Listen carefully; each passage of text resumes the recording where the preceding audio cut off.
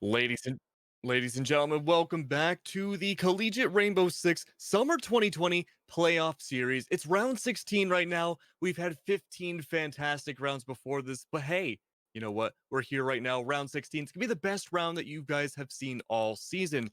M- My name tonight is Keglanek, and with me tonight is also the wonderful and beautiful Poseidon. How you doing, Poseidon, everyone? that is the best god of the Greek gods. Of He's all course. watery. Hey, it's Percy Jackson too. But, on a serious note, we do have Montreal versus Stepbros. Now, something interesting to note about Stepbros compared to Montreal and, frankly, a lot of these other collegiate teams is that they're not quite a collegiate team. There's no Stepbros University. There's a Simp University, but there's no Stepbros University, and that's because they are an intercollegiate team. That means none of these people have ever been on an actual competitive team before forming Stepbros, and now they're all coming together as kind of a ragtag group. But we are on Clubhouse right now. The first band to go down is going to be Thatcher Poseidon. What do you think the next band's going to be? So the next band's gonna be an attack band coming from University de Montreal. Now, I've cast several University de Montreal games in the past, so I personally want to say the next band is going to be Maverick, but there is very strange university, so I wouldn't doubt it being something else. Oh yeah. And it's gonna be Montaigne instead. Not not something super crazy like I would have expected University de Montreal to ban, but it isn't Maverick. So it's going to be Clubhouse, and Maverick's going to be available to play, meaning the server wall is not safe from being opened. It's funny. They're Montreal and they banned Montagna. But we also have Maestro to go down as well. No real surprise there. One of the best anchors on the defensive side in Siege. Having those evil eyes, especially like you said, going up against the Maverick wall, especially, or even on Church and Arsenal, can be a fantastic option. Just hold down the site. And that's without even considering the Alda. But the last band coming out tonight, we've been seeing a lot of Valkyries lately in the T3 scene, so I wouldn't be too surprised if it's Valkyrie. We could see our usual Echo or Mira bands as well, but I'm willing to bet it's going to be more of an Intel-based band rather than, say, Mira. But no, instead, it is going to be an Intel-based band. It's just one we weren't really expecting. It's going to be your supportive Pulse band going down. And of course, Pulse, without question, is one of the best defenders as well, or one of the best roamers for Clubhouse, being able to get those C4 kills in a very nasty rate, either on those top levels or even the middle floor. To be honest, I did not expect to see Pulse get banned. I mean, you very rarely see him get banned in most games, and I mean, I understand that he's a useful operator, but it's only really super helpful on the kitchen attack for the basement defense, because everywhere else the Pulse could potentially get a nitro cell kill from below. You should have already cleared out the roamers by that point. So I don't know. I think that Pulse is kind of an unnecessary ban, considering that you could still bring people and with relative guessing still get nitro cell kills through the floor in the basement defense. So Pulse seems a little bit like a wasted ban to me. It probably could have been some better use there, like maybe one of the breach denials like Cade or Bandit, since Thatcher's gone, but I guess we'll have to see how that pans out for Stepbros in the end. Yeah, no, you bring up a very good point. Usually we do see either like a Kaid ban or more of an anchor-centric ban that comes out, or, at most the Valkyrie who's a two-speed, but no, we don't normally see the Pulse ever. In fact, I think it's the first non-meme ban I've ever seen of Pulse come out. But we are starting off on on Church this time around, so it does make sense to not really bring out a Pulse regardless. You can bring it out for Kitchen. That's really about it. There's a little bit of luck, say, behind Moto Hatch, but otherwise, not going to be the most useful operator to bring or even ban. But instead, we do see the Mute come out. It's not going to be quite the Mute Mozzie SSG roam combo that we're oh so used to in this scene, but we do have a lot of potential roam as well with the Jaeger, and a lot of anchor potential as well. Interestingly, Sable on the Rook, not something you see every day. Yeah, that's actually something I noted down that I was going to bring up if you didn't mention it. Sable opted to go for Rook instead of Doc. Now, I mean, the armor plates are kind of helpful, but not really without Doc. The only thing that Rook really has over Doc is the fact that he gets access to impact grenades. But so he's going to be trying to peek out actually the main staircase there by drone coming from logistics, and now it's going to be the Buck who's going to try to immediately take him out. That's going to be silence. There was no hesitation there. Completely silent Sable very early on. And it looks like they actually have control of the Wow, that was very fast. I didn't even get to mention the other things I was going to talk about. How if you looked at University de Montreal's lineup, they clearly expected Stepbros to go to the upstairs cache site first, but they didn't. So, but they're already making good work of this defense so far. Yeah, absolutely. It's kind of a backwards defense, all things considered. We have Sable playing in logistics, being taken down instantly, but we also have your Rook in, well, your Jaeger's in your usual spot behind Generator, but your Bu is playing on site, which makes sense, but, you know, considering your team loadout as well, is kind of an interesting choice, all things considered as well. But with that being said, they are making a lot of headway on Montreal's side. They have the hatch going into Mono, so that's going to be a really good headway maneuver for the attackers right there. Now, interestingly, we do only have one soft breach. It's not really the most soft breach centric site, but he's been making a lot of work. That's going to be Silence, I believe, getting a 2K right now, taking down RPY as well. That's going to be a huge man advantage right now for Montreal as they move forward towards the site. You're down to 2 anchors, and you're down to Jaeger, last left alive. It's not a great position for them to be in. Now, as we see other places opening up, not quite the hatch, actually the side of the hatch, interestingly. The thermite actually was placed on the soft wall nearby, but instead it's going to open up despite the Electroclaw being there. We do see some pop shots going down from above. It's trying to hold on to the site, but it's all for naught. Plants finding Igloo as well. It's going to be not a great look so far. Yeah, Fragger is going to fly out. Eliku barely getting away from that, but Platts is going to take him out in the end anyways. Max Payne's going to start getting the diffuser down as Bridge takes out Bananas, but he's the last man standing. It's going to be a 1v5 now 1v4 situation with 2/3 of his health remaining, an SMG-11 and a shotgun in hand. Things fell apart very quickly for Stepbros, and it's just going to go even further as Platts finds himself a 3rd kill, taking out Bridge. That's going to be Platts, and I believe Buck was the other one. Max Payne getting all the, no, not Max Payne, sorry, the Buck was the other one to get all the kills that round. Those are the only 2 attackers to do any killing work.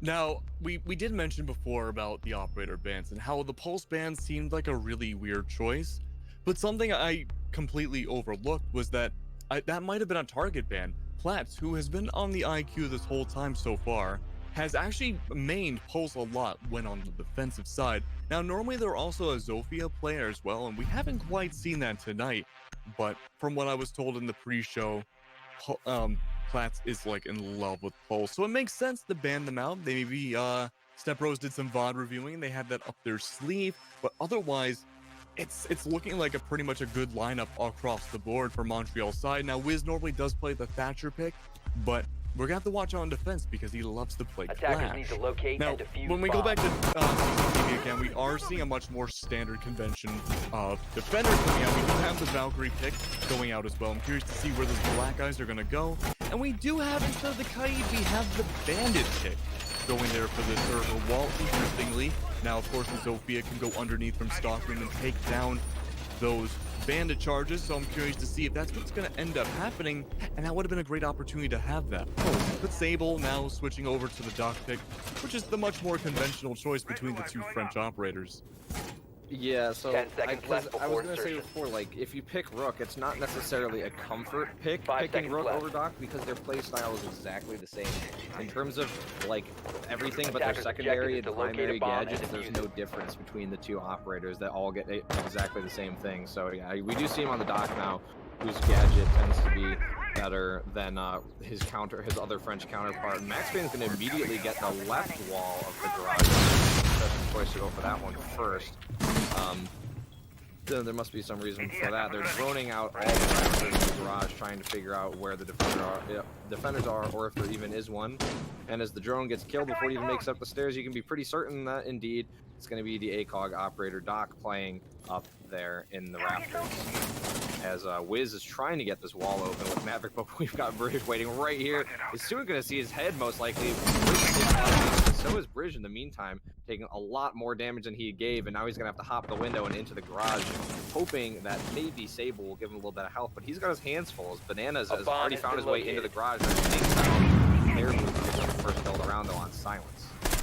Yeah, very tough position to be in right now. Opening pick, gonna be going for Silence. Not a great position to be in again, and Platts going down next. The defenders right now seem to have this under lockdown. It's going to be Bananas trying to rotate around. Finding that opening pick on the Eagle, it's going to be E-Stairs completely clear. But still, we have everyone hiding on site, and I believe we do have one potentially off the side as well. That's we will take down 3 next, evening out the odds. With a minute and a half left in the round, you're down to 2 of your hard breach and 1 of your main entry frags. Now, it's interesting. Banana's normally the flex player. He does a really good job fighting picks, but it's going to be Sable and Igloo, each able to find a frag each. It's actually going to be a C4 kill that takes down one of the bodies. It's down to Wiz. 1v2 situation now finding Sable. It's going to be a really tough position for him to rotate around. There are plenty of vulnerabilities for him to take advantage of, but he's also completely stuck on that server balcony. If he rotates around, he could be able to find those kills, but the magnets are going to stop his frag grenades from having any success. He needs to either make his way go forward, push his kills, and he's going to get punished for that accordingly, unfortunately.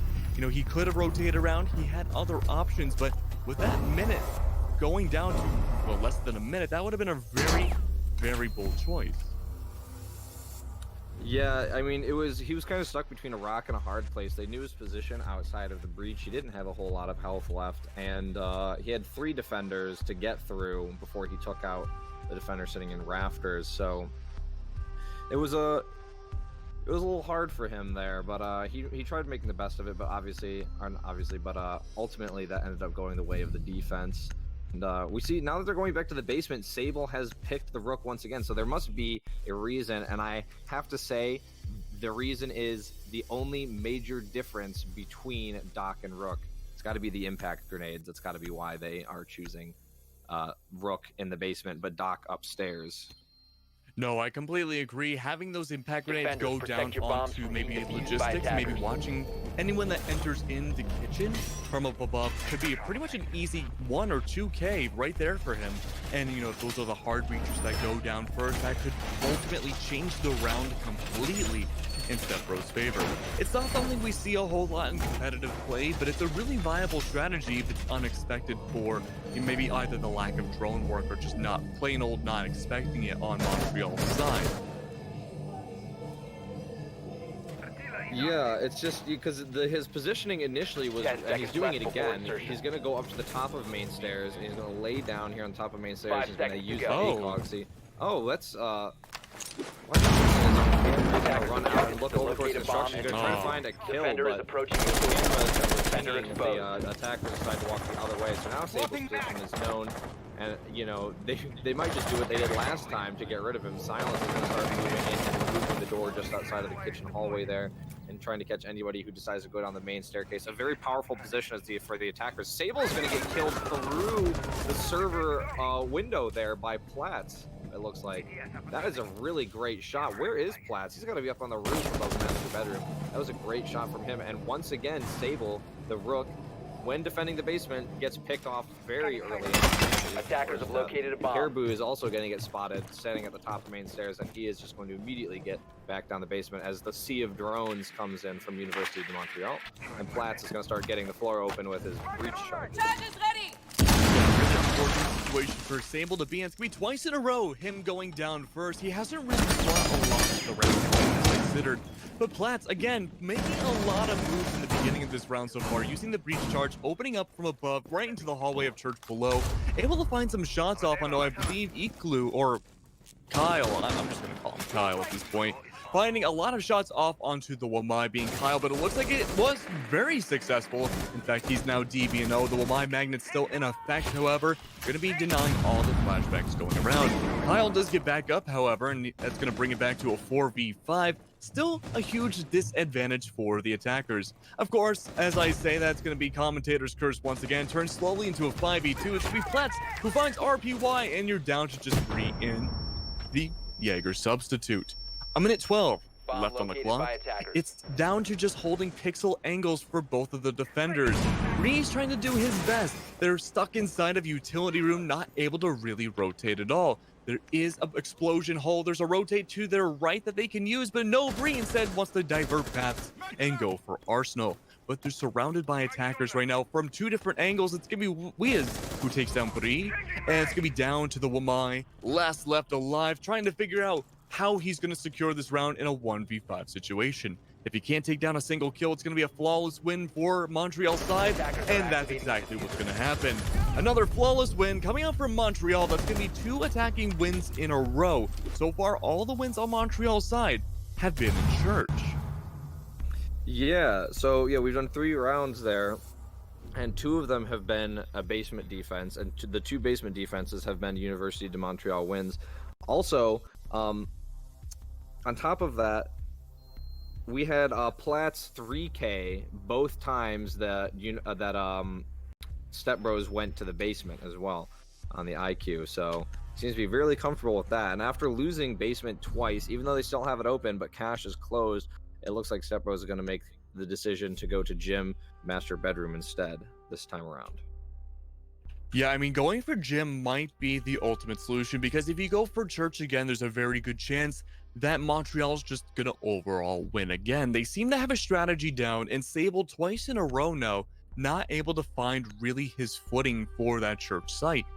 But going for the Mozzie pick now, going to divert completely away from that 3-speed mantra that we've been seeing him go through every round so far. It's going to be Sable going for that Mozzie, and it's going to be a really information intel heavy defense this time in gym. Now, it makes a lot of sense. We do have the castle on Iklu, and we do have, I think it's Kyra on the Wamai, able to have the, had the Wamai and the Jaeger, so it's gonna be a lot of projectile denial as well. Not a whole lot of craziness coming out from the defender's side, which is really interesting to see. But Montreal still has that point lead. 10 seconds remaining. 5 seconds to insertion. All right, and I am synced back up, so I was a little bit ahead of everybody. I do apologize. But interestingly, Platts with the Elite Ash going out, going forwards, and starting the round off with a bang. Gonna be going for the Jacuzzi Wall in the beginning. Now, the Jacuzzi Wall, of course, is a very common way of entering the site in the beginning. Not a whole lot of deviation going on. Usually when we see a Jacuzzi Wall, there's also a split push going for the CCTV server wall as well. But it looks like, no, this might be a full-on Jacuzzi push. Yeah, we've got Wiz over there who's been playing the Maverick more often than not, and so he's going to be the one to try and get this wall open. You don't really need any sort of like... He's a very good wall opener. He can open the wall and he can remove the breach denial on the wall. It's going to be a little harder considering that breach denial is 3 on the Cade right now, but they can still get the wall open anyways by allowing one of the soft breachers, Ash, Sophia, or Buck to open it up by opening the top and bottom there. But they also have Platts is holding down with an iron fist here on this window here, and he knows there's somebody behind that gym set. That's going to be RPY on the Jaeger. He takes a couple shots at Platts, does a decent amount of damage, but doesn't shoot any more than that. But Kyle's actually going to hop out and confirm that kill on Platts as the castle with the UMP. Great play from him, considering the UMP is not that strong as a gun. He's going to drop down and run away. And now the attackers are left with 4 of them left alive and no answer to that kill on Platts. Yeah, I mean, if you had to lose one attacker in the beginning, I guess it would have to be Platts. The Ash does bring a little bit to the round, but by now, a lot of the castle barricades are completely gone. But with that being said, though, you still want to have as many bodies as you can, and losing the R4C is pretty bad. Speaking of pretty bad, though, we do see a trade going down. It's going to be Sable going down and Kyra getting a kill in return, but it's going to be Iklu who makes that an even trade into a positive one. And no, it's going to be RPY as well to add on to it. Stepbros winning that round pretty securely, doing a really good job just holding onto the site and taking the aggressive peaks when they need to, and not playing anything, well, frankly, stupidly. Yeah, I'm surprised. It's kind of funny that the Stepbros have only been able to win every site other than basement. They lost basement pretty soundly both times they went to it, what I've noticed, but then they even are managing to win gym master bedroom, and things are looking good for them now, considering they won that, and now they have cache server back open to them once again, and that's exactly where they're going to go this time around. Yeah, and it's going to put Stepbros at a really good position as well, because they have lost on Church, like you said, both rounds it's been played so far, but CCTV, oh, actually, after having winning gym, that's going to let them to rotate back into CCTV. Now, of course, It's going to be a little bit of a difficult situation. If they win CCTV, then they'll have to go back to church. But right now, they're sitting really comfortably on this tie. They have that round advantage right now by being on a site they've previously won. Now, we aren't really seeing too much of a deviation from before on Stepbros' line, except Poseidon. We're not seeing Doc this time. We're seeing that Rook come back out again. Yeah, Rook has come back out once again instead of the Doc this time, which is interesting considering the Doc actually got some use before with the Doc stims able to heal Bree up a little bit. But now they have the Bandit and the Cade as well, which is interesting. I guess they're going to try to keep the garage wall closed with the Cade. They also didn't make any punch holes in the server wall for sound to hear about Thermite placing his exothermic charge on the wall. So just these little things that I'm noticing from Stepbros. But yeah, the biggest question mark is definitely Sable still sticking with the Rook instead of Doc. Because like I said before, it can't be a comfort pick because the two operators are essentially identical, and Doc's gadget is just strictly better than Rook's. So yeah, I'm not really sure why in this instance he would want to pick Rook. Maybe they were originally going to go for Churchy. He just didn't get the memo. I'm not entirely sure. But speaking about question marks, also there's no Valkyrie on the CCTV defense this time around. And that Valkyrie actually did put in a lot of work last time. I'm not entirely sure where those black eyes went, but they did a great job finding that intel. Right now we do have Silence opening up with his skeleton key right below B site, and that's going to put a huge damper onto the defensive hold. You got to be careful where you stand now on B, because if you move in the wrong spot, you're gonna die pretty quickly. But it's gonna be the Maverick finding the server wall, and it's gonna be the C4 pre-placed going down. That Bandit is gonna electrocute it. No idea what I just watched there, but Sable's gonna get the kill on Max Payne. I don't know what that was. That was a little interesting, but at least Sable got a kill out of it, and it was the Thermite. But it looks like the wall's already been opened, so it doesn't really matter in the end. So that's that was something, but the diffuser is down up there. Yeah, the diffuser is completely down, and it's actually going to be a hike and then some for the attackers to get it back. Now, the Maverick is up there, but it could be a death trap for him. But no, it's not. No one's there to answer to that diffuser being down and picked it up. In fact, there are seemingly no defenders inside B room at all waiting to do anything. No one's playing below stock room. It's pretty much free real estate, but we do have that back window opened up with two different attacking bodies waiting to peek those angles. But even then, it's gonna put Sable in a bad position. It's gonna be cut off completely, trying to figure out what to do next. But the pressure is still going on for a lot of Montreal's team. They are a person down. You do lose on Max Payne, your Thermite, and that's gonna be one of your main hard breachers.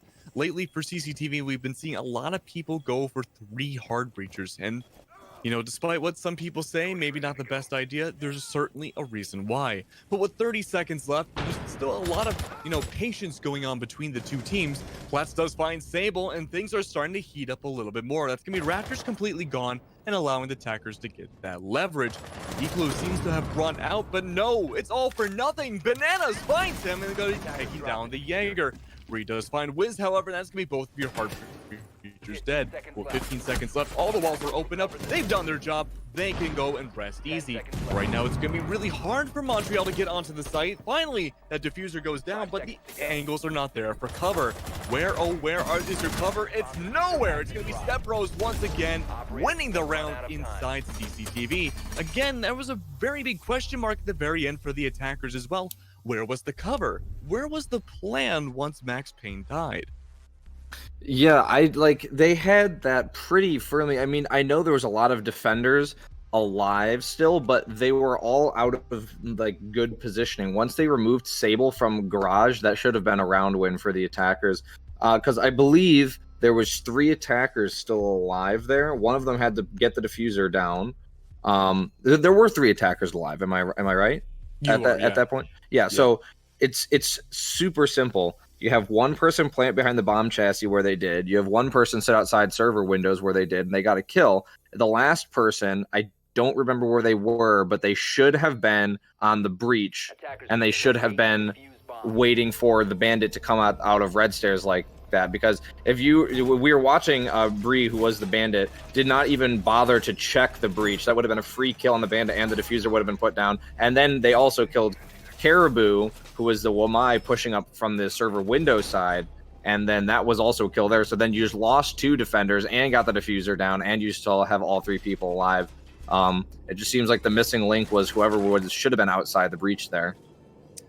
Yeah, I'm not really sure what happened to that outside person either. They may have been taken down during the crossfire when that plant was going down. I'm not 100% sure, but even then, they should have played it more safely and just held the angle. I know Caribou, like you said, did try to challenge it, but they lost that challenge. So that body, unfortunately, just not able to put in the work they should have. But we're on to a new round, however. Stepbros is going to be breaking away from that tie and taking the lead once more. Now, again, we're going to see maybe a bottom-up clear coming out from the attacking team. It's going to actually, no, I'm sorry, top-down from the attacking team. It's going to be Platts opening up that main wall going into bar. However, we're looking around. Sable's not on that rook anymore. He's not going to be playing inside logistics. No early kills for Platts to find him. It's going to be instead Sable playing inside dirt tunnel that doesn't seem to be contested at all. Yeah, I saw that he was playing the dock, and I was thinking to myself, well, maybe it wasn't for the impacts then. But then I realized it was for the impacts, but it was the impacts for the run out and stuff like that. And now that he's not going to do that, as that has not worked for him twice, he's going to switch to the dock. But that makes me wonder why he decided to play rook on the last site. It just seems like it's almost random at this point. I'm trying to find the criteria to something that has no criteria. It's a tough position to be in right now for Montreal. It seems like the coordination's there, but they're just having a really hard time making that final push onto the site. They've had a lot of luck when it comes to Church, however, and that luck continues. Bananas finds Caribou, and that's Wamai down once again. Wamai going down is not a great sign in the very beginning because you need those magnets up until the very end. You're just throwing them out wherever you can, but yikes, a back and forth into a team kill. It's gonna be Sable who finds RPY, and that is gonna be your Jaeger gone as well. There goes 2 of your 3 hardbreed of your main roamers. So that's a really bad position to be in. Of course, it continues. That's gonna be Iklu going down as well. Your Kaid is dead, but of course there is a retaliation from Sable as well inside Dirt, but Dirt has been conquered as well.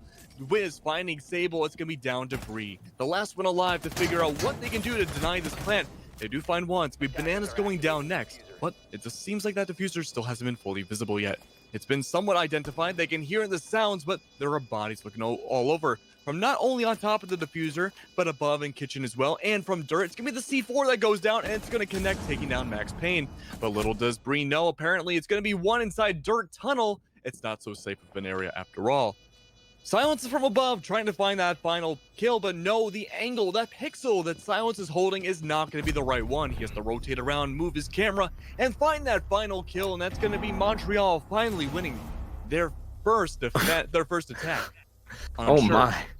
That no scope, just one shot, no scope as he's looking around through the floor onto Bree. Yeah, it just seems like Stepbros cannot make basement work. That's 3 times they've ran basement, 3 times they've lost it, and that puts the half at an even 3-3 as now we switch sides. The University de Montreal gets to have their shot at defense. That round, just after the diffuser went down, regardless of like how many kills that Bree was getting at that point, with 1 in dirt and 1 on the 1 above, that was with the amount of health he had left, that was unwinnable there. I mean, like, you'd have to be like, I don't even think like even the best pro player could have won that out against still those 2 University de Montreal players right there, and 1 in dirt and 1 above. Like, that's just an unwinnable situation. So that was very unfortunate for Stepbros, but we're actually going to see University de Montreal is going to go to Gym Master Bedroom as their first site, which is a very interesting pick.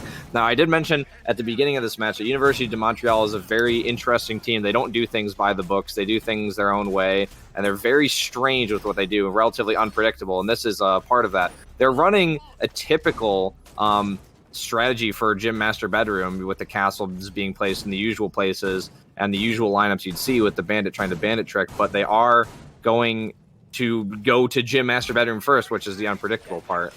Yeah, it's interesting going for the tertiary site in the very beginning. Gym and Bedroom is a decent site, but it does have its fair share of problems as well. The setup overall is looking fairly the same. We're not seeing any reinforcements immediately on that eastern stairs, so that could prove to be a really big, way of entry for the soft breachers. However, it's going to be, once again, that split push, it seems, not going to be so split after all. It's actually going to be mostly on server wall, trying to open it up.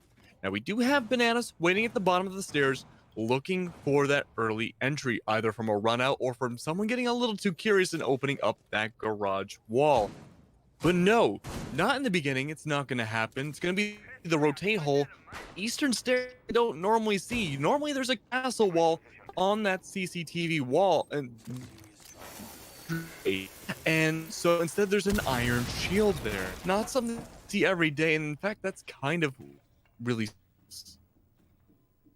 Yeah, I don't know. Oh my, that drone just went right by Bananas, whether they know he's there or not. I don't know if like they are thinking that perhaps the site is CCTV cache, but those drones have gone through. They have to know that it is not the site now.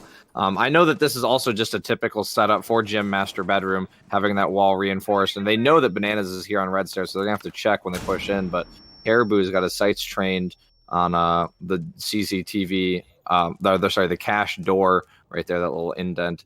And although Plaza's underneath, and he seems to be living there rent-free, as they don't actually know that he's there, as far as I can tell. Sable's going to open up the server window, but as Caribou pushes in, they have the shield there, so now that they've got control of server, it's still going to be a hard push past that. Silence is the only one in cache. Meanwhile, Bananas is sitting on Red Stairs. They know he's there.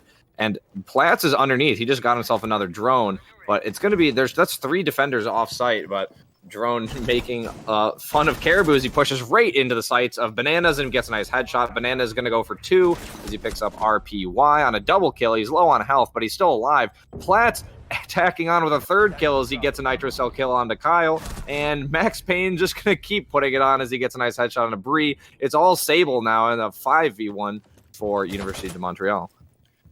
Yeah, fantastic overall. It's going to be a 3v3. 40 seconds left on the clock, and you're down to just Sable. He's normally the first one to go down, but it's been Montreal first round in the second half. Going to get a flawless once more, and that's going to be a really good opening game for them, especially with having so many people on the board, still not taking a single life. And honestly, overall, we didn't see Stepbros really make much headway besides CCTV. They just kind of fell apart once they opened up that server wall.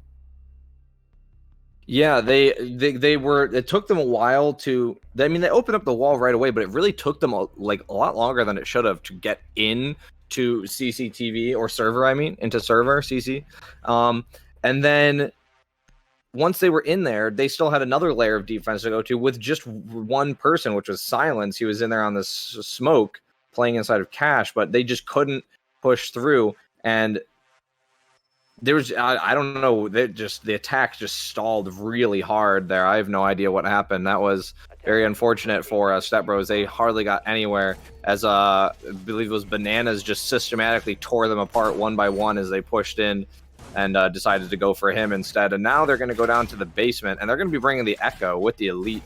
Love to see it. There's actually a lot of Elites right now. Almost everybody that can have an Elite, except for Valkyrie, because, you know, Valkyrie's Elite is not allowed. Yeah, unfortunate, because it's one of the best elites in the game, but that camera skin is just a little too overpowered, even after nerfing it right after it came out. Just a little too strong at times. But Montreal now having the point lead overall. It was only a few rounds ago where Stepbros had that small 1-point lead at that 3 spot. Fortunately, it didn't stick around for too much longer, and it's going to be 2 rounds in a row now in Montreal's favor. But you know, it does happen. We're going to be seeing Church once again. Now, keep in mind, these were the only rounds that Montreal really had won before the second half. They won every single Church round on the attack, but are they able to do the same as a defense? That's the million-dollar question, and I think it really comes down to the intel game that we see on the Valkyrie and the Echo. Yeah, they do have themselves a lot of intel there between those two operators. There is an IQ to try and, make that a little easier on the attack. But on top of that, they also have Mute to deny drones. And they have Wiz to deny, movement in some places with the Goyo shields. And then they just have Bananas for the fragging power and grenade denial. Lots of really good utility in different areas of, siege gameplay for University de Montreal. So it's a very good spread there, but most of it has gone to intel, so that's very good. It looks like Bree fell off the roof. That's not something you want to see. That's gonna be your pretty much one of your two soft breachers falling off the roof, and resets aren't like how they used to be. It used to be 50 health going back up, and now it's only gonna be 20, and there's a shootout in the kitchen. It's gonna be Bananas holding an angle from the central stairs, trying to be on that landing, maybe going up, maybe going down. But those pop shots going down from the nearby kitchen entrance is gonna be very lethal. But it's gonna be Bree who tries to make their way go forward. I guess they didn't drone out enough to know where that Jaeger rotated to, and they get punished for accordingly. Bananas, of course, getting his kill is gonna be backing back down, it seems, to the bomb site, not wanting to get too greedy, not wanting to be impatient, and it's gonna have a whole flurry of attackers wanting to refrag it. It's gonna be RPY, however, getting that getting that exothermic down onto Moto Hatch. It's gonna allow a lot more opportunities, especially for Sable killing Bananas, who never really fully rotated back to the site, just him kind of lingering around the entrance, waiting for a pixel angle that didn't quite happen. 50 seconds left on the clock. It's going to be a 4v4, and everyone's holding on to the sites however they can. Wiz on the Goyo, however, does not seem to have any shields nearby. He's going to be holding Church by himself, waiting to see who's going to rotate in first. I believe he still does have a C4. It's a little hard to tell, and no, that C4 is not going to go off. It's going to be Sable once again getting a double kill. 30 seconds left now, however, and you're losing bodies a lot on the defense. It seems like Church just might not be the site for Montreal one way or another. You're down to your Mute, your Valkyrie, and your Echo, one of which is there purely to deny that plant, but does not seem to be working out too well like that either. 10 seconds left. That plant is going down, and it's going to be denied by one Yokai Blast. Can it go through for another? Everyone's looking for that drone right now, but it's going to be another one to go down. And with 1 second left, the plant is still going down, but the final Sonic Boom misses. And that could be the plant, but no! The final Sonic Boom came down. The body blocking didn't work. It's going to be Montreal winning their winning another Church round. Yeah, that was very interesting, very close. I believe Caribou, who was playing the IQ, at least he's playing the IQ now, was playing the IQ. Whoever was playing the IQ was still alive. Both Echo drones were allowed to live rent-free inside of Church, and the first one was allowed to get off 2 Echo stun shots and stop the defuse from going down twice. The second one, they watched it move across the floor, go up in the air, miss the first one, get back down, move forward again, go back up, and even with the body block attempt, I guess it just goes right through the bodies and stops the defuse from going down. That was a cluster for sure. University de Montreal wins the basement. I don't want to be like rude in saying this, but it almost seems like in certain places that Stepbros isn't really trying their hardest. I mean, there's some, like, obviously Sable with the double kill on the Zofia, that was really, really good. But there's just like little mistakes that I've seen on both the attack and the defense that are really just, shooting themselves in the foot, things that definitely could have been prevented or done differently. It's just very unfortunate because in Siege, the little things matter a lot more than you might think. And as you can tell by the fact that Stepbros are losing some of these rounds just barely, it's the little things that make the difference in the end. Yeah, no, I think you're completely right. I think sometimes Stepbros is a little uncoordinated. Something to keep in mind about them, however, is that this is all their first time pretty much in competitive Siege. This is the first time they've all been signed on to a team before, so they're still probably trying to figure out the ins and outs of how to play as a cohesive competitive. No, it's not the first time. I do apologize. It's their first time in a, I believe, intercollegiate group, but they're trying to figure out how to mesh together still. I think there's still some kinks in the chemistry they need to figure out. Now, going back to Montreal for a second, I do want to point out that we do see Wiz on the Clash. Now, their team captain, who I believe is Platts, did point out to me a little bit earlier that Wiz is apparently a self-proclaimed Clash god and is able to play this magnificently. So I'm really curious to see how this is going to go down for the Clash, because if they can stay alive for the majority of the round, I would consider that godly status. Not even so much getting kills, just able to deny the entryway for these attackers. And so far, we are seeing a much slower attacking round for Stepbros. Yeah, the Clash is going to have a little bit of trouble, though, considering they've got 3 potential Clash counters on the attack. The Zofia with her stuns and impacts, and Eliku and Bree, both with frag grenades, could do some serious damage to the Clash. So that is certainly out there. But yeah, what you're talking about with the intercollegiate teams, the summer league is a little more lax because it was a summer. So these are all players who have played on their respective college teams, but this season they just decided to play together because you don't need in this specific to be part of your college team for the summer. You can make your own team as long as they're college players. Well, thank you very much for the clarification. I mean, for myself, you know, I'm not much of a collegeologist, so it's a little confusing at times, but, you know, I got it wrong, and I'm glad I know now. But all things considered, the slow attack starting to pile up a little bit more. Bree taking down Platts, and that's going to be, I believe, your top fragger going down, and definitely two of what you would want to consider really good anchors going down as well. You're down to just your Smoke and your Clash, which I would also consider to be anchors in this situation. The Jaeger, I believe, playing off site right now, maybe trying to go for the flank. I'm not 100% sure, but Wiz doing a really good job holding back these attackers from getting onto the site from Raptors. Bree does get the double kill, and RPY follows up and taking down Silence. It's down to the Clash. It's a 1v2, 1v3. The plant is going down, but the Clash stays alive. He's going to do the 360, but only going to get the 180. That 180 going to be circling back, pun intended, into a death, and that is going to be another win for Stepbros. That's going to be their first win on the second half. Yeah, so it's good that they finally got their momentum moving on the attack and on what is usually considered to be the best, like the first pick site, which University de Montreal surprisingly decided to go with last. And now even though Master Bedroom is open, they're going to go back to CCTV Cache once again to try this again, which is a little going to be interesting there. It was funny. Wiz did get a kill with the shocking aspect of the Clash Shield, but now he's going to be picking, or at least showing Bandit initially, to see if he decides to 6-pick to the Clash, or if he decides that that's not going to work in this situation against these players and is going to stick the Bandit instead. I guess no matter what, he's going to have some shocking plays, huh? Yeah, you could say that. Absolutely. But yeah, once again, returning to CCTV, this is a really interesting choice.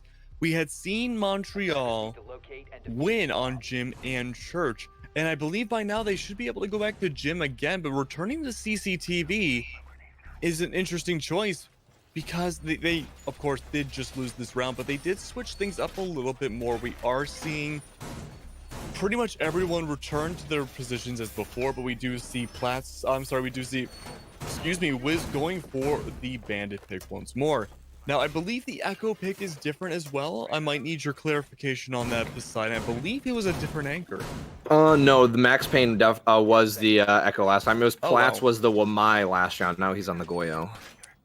Gotcha. And we're just getting word in right now. I didn't have this information before, but Stepbros is actually comprised of a lot of different states, including the University of Cincinnati, Oregon State, UC Irvine, and Texas State. So pretty much that side of the country, all that western states. I don't know, I'm an East Coast kid, so they all pretty much look like the same state to me. Yeah, it's basically just a zombie team of collegiate players from many different universities. The Franken team. Yeah, kind of hurt that you called Cincinnati a Western, though, as that's Ohio, and I consider myself to be Eastern. I don't associate with those Western kinds. Ohio's not in the West? It's considered Midwest, but it's like as far east as you can go, and like the East Coast, or far west as you can go on the East Coast. Wait, huh? I forgot there was a Midwest. I kind of just think like East and then West. Like that whole middle area is just like Kansas to me. I'm not much of a geologist, so I don't know. Oh, Ohio, not Idaho. Oh, okay. Well, I mean, they're all spelled, so I don't know, man. I just been to Massachusetts, and that's about it. But now I'm offended. I'm sorry. I'm not much of a mapologist. But right now, Montreal does have that point lead. Not so much a map lead. Well, I suppose they do, but they're a few rounds away from potentially taking map 1. The server wall is open, but there's an iron shield in the way. Now, of course, if you're in Eclu's position, you could push it, but there could be someone behind that iron shield or in rafters. But little does he know that the Echo is playing in the rafters, but just so far away. So I don't believe the Echo's been droned out. I think As far as he knows, there's probably someone there, but not specifically who at this moment. But it's going to be a tough position for the attackers to make their way in. Of course, with that being said, RPY does take down Platts, and that's Spear Goyo off the board, playing inside Garage at the bottom. Sometimes we see that play, sometimes we don't. It's kind of a 75-25, I would say, with someone playing near motorcycles. And things looking good for Stepbros right now on this site. They've completely just dismantled this. Everybody is getting a kill one at a time. Banana's trying to bring it back from a 1v5 situation, but he's got so many people to get through. Sable is going to be the one to end it all there for Stepbros, bringing them that win. It just all fell apart. I don't know what what's wrong with their strategy here on defense here, but that's twice now that they've managed to lose cash against Stepbros. So they should probably go back to another site, and they're not willing to try Gym Master Bedroom again, clearly, as they waited for that, and now they're going to go to the basement instead. It makes sense that you don't want to return back to Gym and Bedroom. It's kind of an interesting site regardless. We have seen some successes on Gym, but we've been mostly seeing failures. When it comes down to it, we did have Stepbros winning on defense for their Gym attack before. It was pretty much only Church that on their defense Stepbros had a lot of problems with, but Montreal aren't feeling the same way about Gym. Apparently they want to return to Church again, which frankly they did win. They did win that earlier, so maybe it's more of a safety choice, but they also, I believe, won Gym as well. Yeah, going for their very first site in the second half. They won it as well. So I'm curious to see why they chose Church, like you said, instead of Gym. It could really go either way, but it seems like maybe they want to go for the more safety choice on the tie. Yeah, I'm guessing that yeah, I don't know, because it wasn't even a tie like the round before when they could, like last round when they could have gone to Gym. So I'm thinking that maybe they are feeling like that was just like a one-off like pocket strat, and now they don't want to go back to it at least for a little while. So that's I'm feeling like that is potentially the reason why. But yeah, they have gone back to the basement now. But I mean, if they won it, it would be nice to see them go back to it, because I believe they won Master Bedroom Gym pretty soundly. They did. In fact, it was a flawless defense, I believe, which was pretty good, all things considered. I mean, I guess you could do a little bit better than flawless, but it's pretty hard. All things considered, right now we are seeing Church once more. It's gonna be a pretty vanilla attack, or at least in terms of defense operators and attacking operators. We do have Caribou this time going for the Nomad pick, which is not something we've seen yet from either side. I believe this is going to be our first real good flank watch operator for the attacking side. Now, the Nomad, of course, can go either way. The air jabs go down. There's a small delay on them when they go off, but the gridlock spikes are just as effective, but they're better for certain situations. Now, it's going to be a bit of a slower attack at first. All the attackers seem to be kind of in separate positions right now. We have Sable going down Generator by themselves, trying to contest who I believe is going to be Bananas hiding behind Generator. If not, it's Wiz. And then we also have other attackers going for Kitchen and Logistics as well. It's a kind of all over the place. And I apologize, it's going to be silence behind the Generators. But it seems like there's a simultaneous roam clear and a steadfast push going towards the site, going on at the same exact time. Ooh, Bananas is in a bit of a type. They don't know he's there. The drone hasn't seen behind. But this drone is about to check, and if his position gets known, he could just get pre-fired by, I believe this could be Bree, and there's somebody on the other side. It's gonna be Nomad. Caribou doesn't know he's there. Now he's gonna be fighting Bree, and he wins that one out as well. A quick double kill for Bananas. The drone spotting him out. If the drone spotted him, I heard the drone. He's got absolutely no health, but I don't know why the pre-fire didn't come out from Caribou. Sable will eventually pick up the kill on Bananas, ending that. But yeah. And Poseidon, I think your feed might be a little ahead right now, but all things considered, you're like Nostradamus. You predicted all of it. That's pretty good being the predictor. But all things considered, right now you do lose down on your soft breach and your flank as well, and that's gonna have a great opportunity for whoever's left alive on Montreal to just flood around the map however they please, trying to avoid the drones and just being able to take down whoever they want if they so choose. Now I'm a little ahead as well, so I'm going to pause the feed really quickly. And there we go. We have the Maverick on the site right now. He's going to be inside Moto, trying to pre-fire whatever he can because the shots are going off against him. He's essentially trapped right now by himself inside Moto. Now the smoke, for whatever reason, is going to push ahead, and it's going to be taken down accordingly. Of course, that's going to be 2 kills in a row. That's going to be Platts going down. Not really sure what the plan was, just rushing in and not having that intel. A 3v2 right now, 3v1. Silence taking down Sable as well. Platts is already on death's door. So much for the door, be knocking and opening it up, and Montreal, once again, winning another round, gonna be taking that tie and bringing it in their favor. Yeah, so they've won the basement once again. This seems to be like the reverse of Stepbros, or actually the exact same as Stepbros, just a different site. There's just one site they cannot win. So Yeah, definitely an interesting situation to be in overall. I don't really understand why all of Montreal wanted to just rush in at the very end. They lost a few bodies kind of for no reason, especially Platts and I believe Silence on the smoke, kind of just giving themselves up for the Maverick that had no reason to really take on those gunfights or even win those in proper positions. But once again, we will be going back to Jim once more. And now that there is a point lead in Montreal's favor, maybe they want to get a little bit riskier going for these strats again. I'm a little disappointed though, Poseidon. We've only seen that Clash pick come out once. I know, and at least when it did come out, we got to see the zap kill, which is not something you see every day, especially on like a person who's not down. I believe, if I remember, the person was standing and they just fell over dead from too much electroshock therapy from the Clash. But now, yeah, we're not going to be seeing that again, as it just didn't seem to work for Wiz. And plus, they need Wiz, who appears to be like their relatively like support-ish, sort of like flex defense player on the castle. So. Yeah, no, I'm glad you brought up the support and flex. I believe Wiz has signed on to the team as that. Yes, he is a dedicated support player, so he's doing his job pretty well, especially going 7 and 6. That's really good. But it's Bananas and I believe Platts tied for the top frag position right now, bowling towards 10 kills. They're trying to get to 11 this round. They may very well do so. But once again, going for Gym and Bedroom, we are seeing that CCTV push once more. Now, interestingly, when it comes to Stepbros, we don't see a split push. We don't see that Jacuzzi push that I believe we saw with Montreal's side. Instead, they just go straight for CCTV. And now, keep in mind, the very first round we had seen Gym and Bedroom come out. They got as far as getting into the server room, but they got stalled out to death pretty much at that point.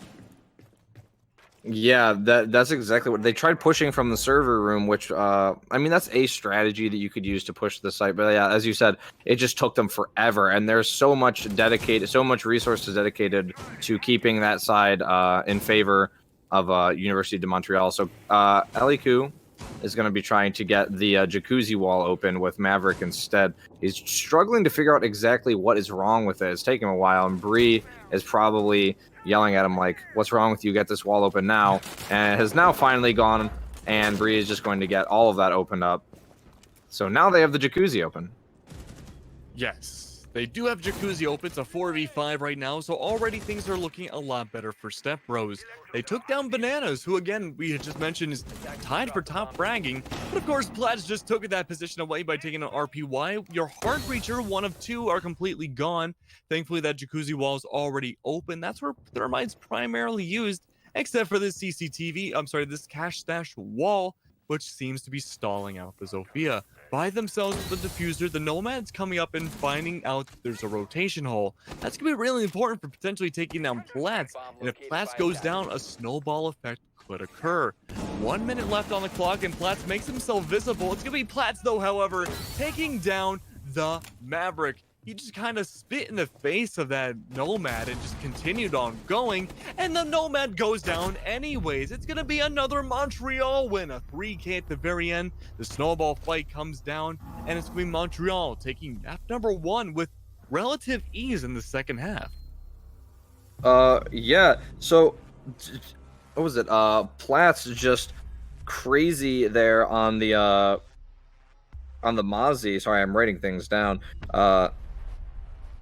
Going crazy on the Mozzie, just stealing that top frag position away from Bananas, who unfortunately lost his life there towards the beginning of the attack push there. So if I'm counting correctly, that's one, two, three different rounds in which Platts had a 3K, 2 on the attack and 1 on the defense.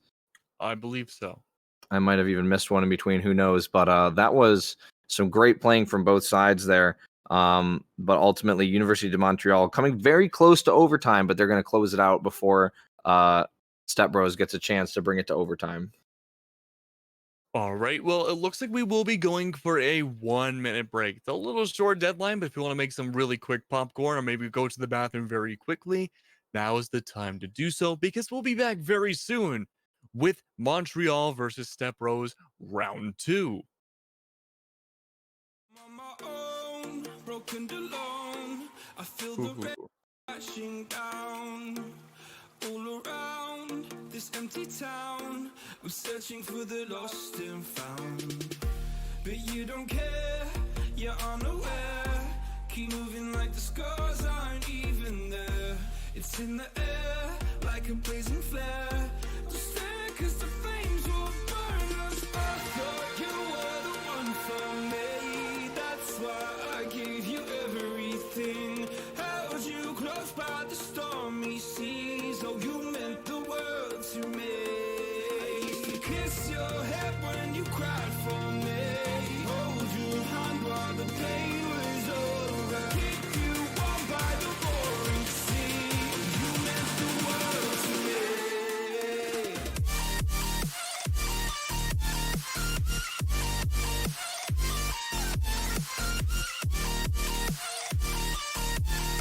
Oh, you meant the world to me.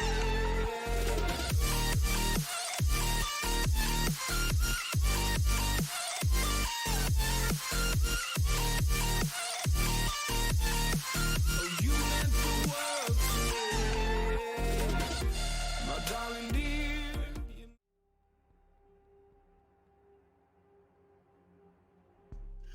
Welcome back, ladies and gentlemen, to the summer series for Collegiate Rainbow Six. My name is Kegwin, and with me today is the wonderful and beautiful Poseidon. We're in map number 2 right now. We have Montreal just coming hot off the heels of their win against Stepbros on Clubhouse. And to nobody's surprise, going to Consulate, we have the Thatcher ban going out. Yeah, so Thatcher, once again, he's a very popular ban. He will be getting banned first. Because we started, there's I don't know which teams are which right now. So But Stepbros will be defending. Stepbros is defending. Okay, so thank you very much. That's going to help me. Okay, so the Stepbros banned Thatcher this time around, and once again coming in with the semi-strange bans, University de Montreal is going to take out Capitao, who you see banned sometimes, but usually that's on Clubhouse. University de Montreal, your map behind. This is Consulate now, so but they're going to be banning Capitao there, and then Valkyrie, who is becoming a more popular ban now, as her intel is very, very good. So that's going to be University de Montreal's second ban, and then Pulse is going to get banned this time by Stepbros. Interesting. Very interesting choice going for the target ban on the Pulse again. Stepbros really just does not want Platts to play Pulse, it seems. But even then, I mean, all things considered, it made sense to go for the Pulse target ban last map. Trying to figure out how Montreal plays, but Platts still went 13-6, I think, on a Mozzie. So, all things considered, the Pulse isn't gonna stop Platts alone when it comes down to it. Now, again, he's starting off on defense as well. Stepbros is going to be starting off on defense. So I'm not really sure if that ban, like you mentioned last map, Poseidon, is really the best choice.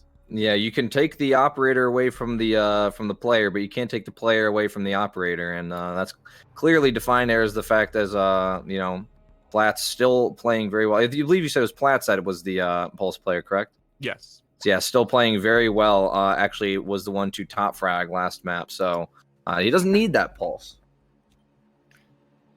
But, of course, you can only take away one, apparently, because Zofia is still on the board. Now, Platts did a lot of damage with the Zofia pick as well last map, and from what I've heard in the grapevine, Platts is also a die-hard Zofia player as well. And, I mean, it makes sense as well. You have such a great gun. You have the ACOG, the boot. You have the hard breaches that we see in their loadout right now. There's not a lot to really dislike about the Zofia kit, and choose it over another operator if you are that entry or flex. But we are starting on the top of consulate right now. This is your pretty standard defense. Sable again going for the rook pick. Left before insertion. I get it. He wants to put his utility down so the other people can pick it up on his team, and so he can waste his life without really much consequence other than losing a body. He wants to look for that early spawn peak, but he's not going to find anything outside of press room, and he's going to probably rotate around to the front. Now, Bananas, however, is going to find the reverse. They take down Eclu in the very beginning. It's going to be a Jaeger gone, and I'd much rather have a Jaeger on the board than a Rook. Yeah, you know, every smart player knows, and I'm telling this to everyone in chat as well, do not spawn police line. Under any circumstances, you will get spawn peaked, as you can tell by Sable. Never spawn police line. So yeah, but interesting that he brought the Rook once again. And another interesting thing to mention really quickly, this consulate is Stepbros' pick, and University de Montreal chose to attack first on this map. I'm always worried when a team chooses to attack, because usually defending is the best thing to do. So when a team chooses attack, it usually means that you just picked right into somebody's hands. Hello? Oh, look at that. Nitro Cell comes out, does not connect with anyone, but the frag grenade is going to come back, and that's going to catch RPY as Platts finishes him off. All right, well, it seems like I may have cut out for a little bit. Oops. Platts taking out RPY. That's going to be another one off the board. You're losing down on the really big operators you don't want to lose in the beginning. You lose down on two of your roamers. That's going to be the Mozzie and the Jaeger. Intel completely gone. Now, the projectile defense is still going to be there with the ADS is going down, but it seems like there's no Wamai magnets either. You're holding on to meeting room as best as you can, but Max Payne takes down Caribou as well. A minute and a half left, and you're surrounded by enemies. It's going to be Max Payne finding another one. Oh, am I far behind? Let me catch up. I am far behind. Oops, I'm back in business. So we did just have a tropical storm in my area, and I did not have internet for a very long time. For about 2 days.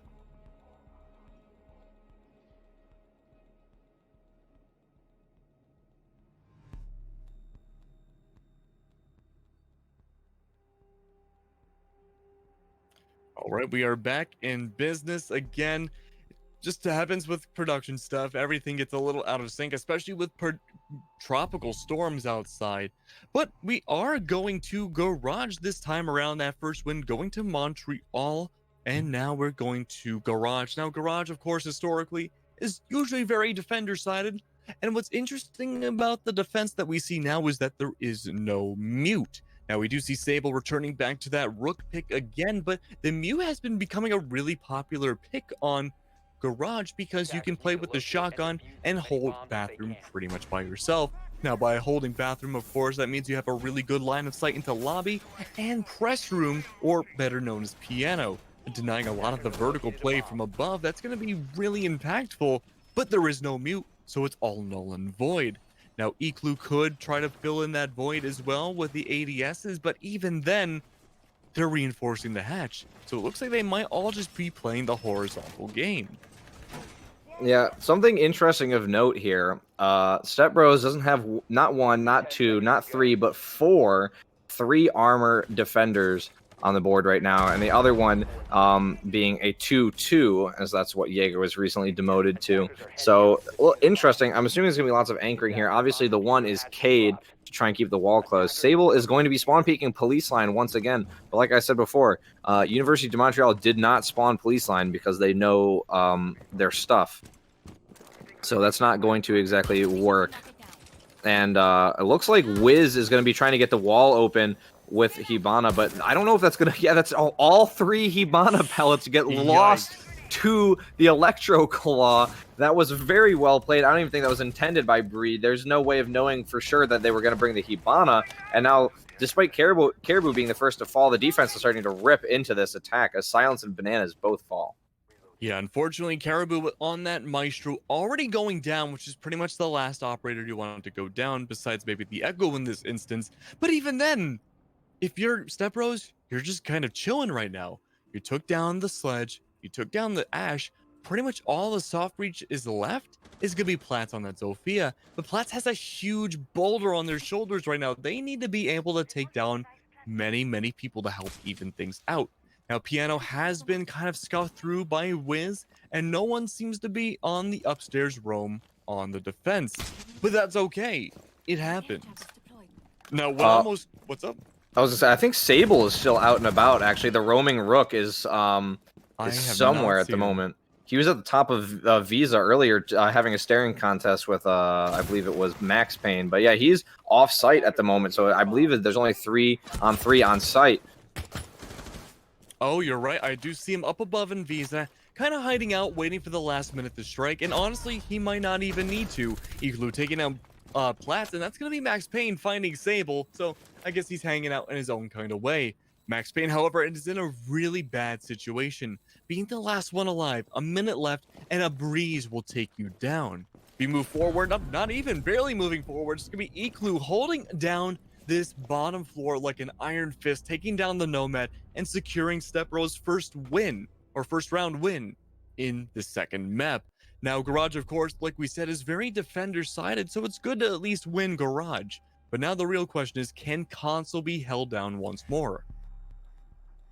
Yeah, they had a really tough time with that, with holding down Consulate on round 1. It was flawless for University de Montreal as they kind of just went in and wiped the floor with Stepbros.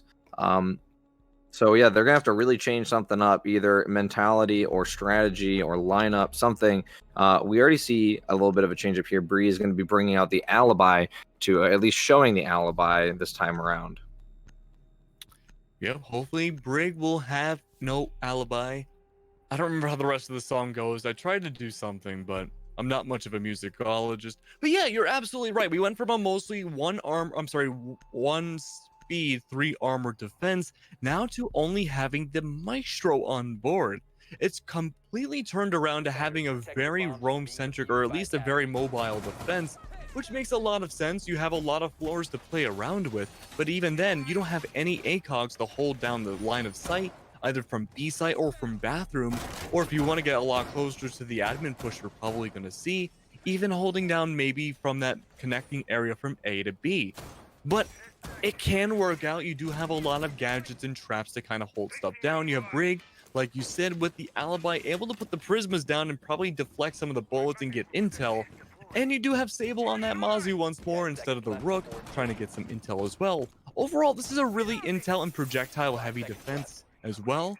And I think, honestly, just not having the ACOG might be the only detriment we're seeing. Yeah, there was a lot of changes to this defense lineup. As you said, Sable was on the Rook. I believe we had RPY on the Mozzie.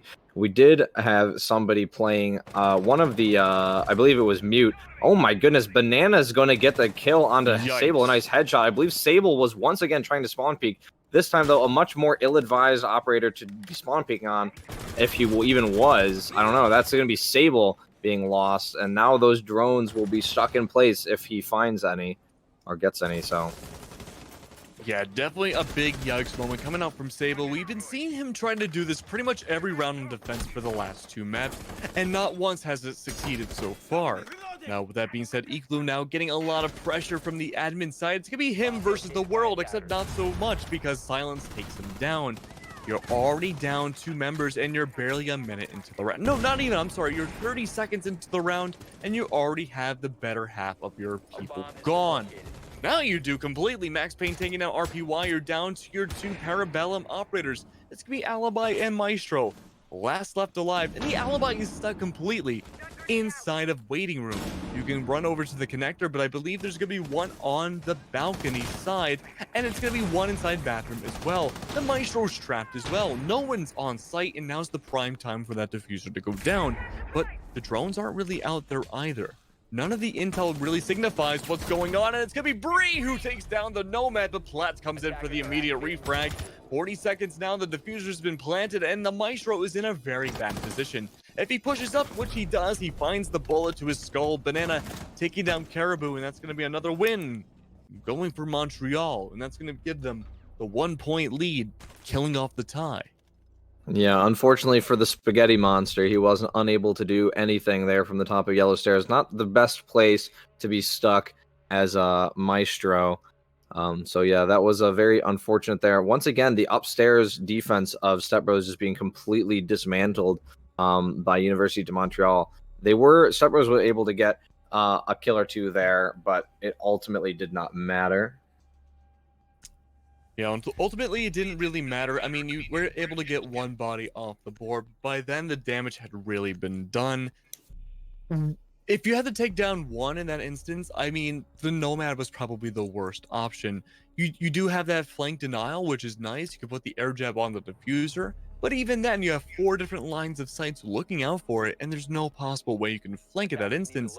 And we're seeing console office yet again, 2 rounds in a row now, and 2 times so far it has not worked. We had seen it the very first round of the game, and we've seen it in the previous round, and both times it went, I mean, I don't want to sound rude, but catastrophically wrong for Stepbros. Yeah, and I mean, and so we see Sable once again. It looks like there's going to be like the same lineup, actually, the exact same lineup in terms of defense. So they seem to like this a little more. Now, it would work better if I'm going to offer a little piece of advice. I mean this in the nicest possible way. Sable, please stop spawn peeking, especially if you're using the P10 Roni or the P10 Roni, I believe. Yeah. Stop spawn peeking with the Roni. It's not what it's designed for. Well, it seems like he's listening to you right now because he's miraculously not spawn peeking this time around. Now, he is holding an interesting angle from admin, and I actually really like this angle. You go in from that leftmost window that we might see Wiz do, but no, he moved his positioning. He's making himself much a larger target. And with also, someone opening up that break room window, he's going to be completely trapped as well. Person on the repelled window, I believe, is going to be Max Payne, able to find him out, and that's going to be Sable being the second pick once again. RPY going down as well. Not a great opening for them as well. You're going to be down to 1 more projectile defense. You do have your anchor left alive. Kiribu struggling last round, being the second to last one to go down. Still alive right now, but again, we're not really seeing any off-site roaming. We're not really seeing too much in the ways of countering the attack that we're seeing. This huge split push between all of Montreal isn't really being attacked or challenged whatsoever. Everyone's just attempting to hold angles, and while Iklu does take down Platts, that's a really good sign. He goes for the double kill and takes down Max Payne. But again, it's evened out, so this could be turning around. Now, we do see those Hibana pellets going down, and it's going to be a little bit of headway going into admin, but what is the defense going to do about it? Yeah, I don't know. I don't know, like, if this is just really good attacking or, like, really just unfortunate mistakes from Stepbros, because, like, I don't know how they keep letting this happen, how they just keep getting caught out in the most unfortunate situations, like RPY and Sable dying very early on. It's just very unfortunate, although Eliku was able to bring it back very well with the double kill. So now he's trying, his next opponent's going to be Silence, is pushing on in. Silence knows he's there, but the bomb chassis is offering him lots of protection. He's going to take out the pistol, and he's not going to win that gunfight. A triple kill for Eliku on the round, and things are only looking better from here on out as he still has most of his health. And I mean, when you have your health, that's what matters most, especially in this climate right now that we're in. We're all trapped inside, but these operators going up against each other, not having the best of times. And of course, not having the best of times is going to be Wiz as well. It's a 1v2. Banana's the last one alive, and the angles are being found on him left and right, and the diffuser's out of his hands. While he does pick it up, he's still going to be completely caught out by both of the defenders, but no one's really going to challenge him until he starts planting. Now, with the plants going down, it's going to be a huge line of sight for the Alibi, but no, it's going to be the Evil Eye who takes down Bananas and is going to secure the round for Stepbros. This is going to bring both teams in map 2 even back to 2-2. Yeah, Maestro camera kill is nice. I'm surprised that when he got off the defuse that Caribou kept the camera going, and I'm surprised that it didn't get shot out actually by Bananas there, but a Maestro camera kill is not something you see every day, so that's something you got to savor. It's definitely not something you see every day, but I think of all the maps, maybe Maestro might be the absolute most important on Consulate. Now, of course, he's extremely important on every single map, but we see a lot more Evil Eye kills, I would say, on Consulate, more than just about any other map. Now, yeah. Oh, sorry. Yeah, you're please go on. You're right. Yeah, no, he's very useful on all sites on Consulate. So yeah, they let him go through. I hope to see if they're letting him go through. I hope University de Montreal will also use the Maestro as well, because he's very, very good He's a very good defender on this map. And Sable has once again gone back to his old ways, and he's on the Rook again. Yeah, I mean, what? I get why he wants to choose the Rook. He wants to put his utility down, have the other people pick it up, and just not worry about the Rook for the rest of the game. But frankly, at this level of play, that is not a strategy you really want to employ.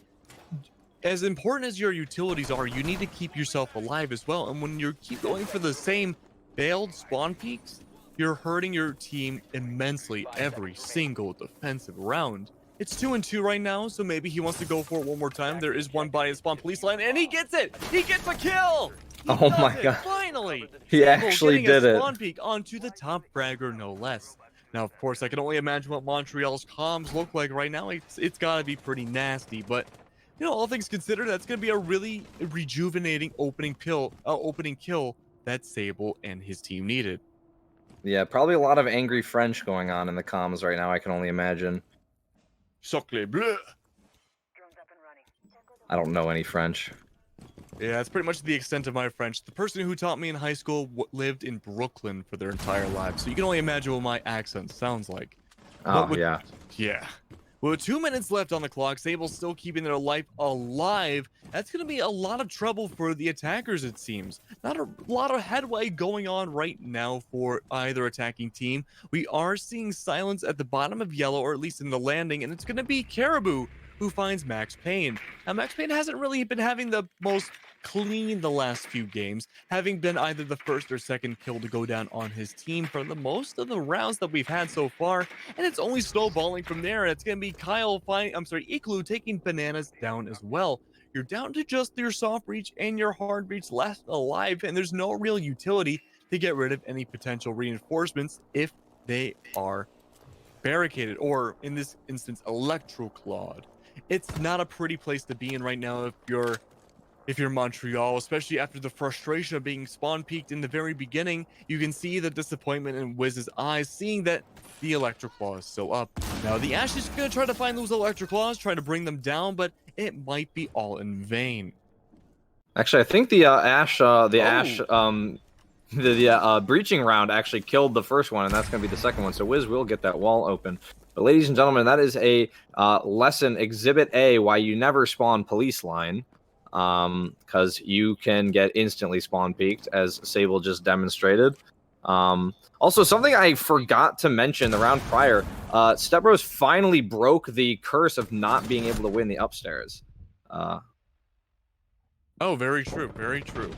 Yeah, not being able to finally win the upstairs must be a really good breathing point for them as well. They might be on their way to having a flawless win. I don't believe we had seen one from them last map. We did see, I believe, 2 from Montreal, at the very least 1.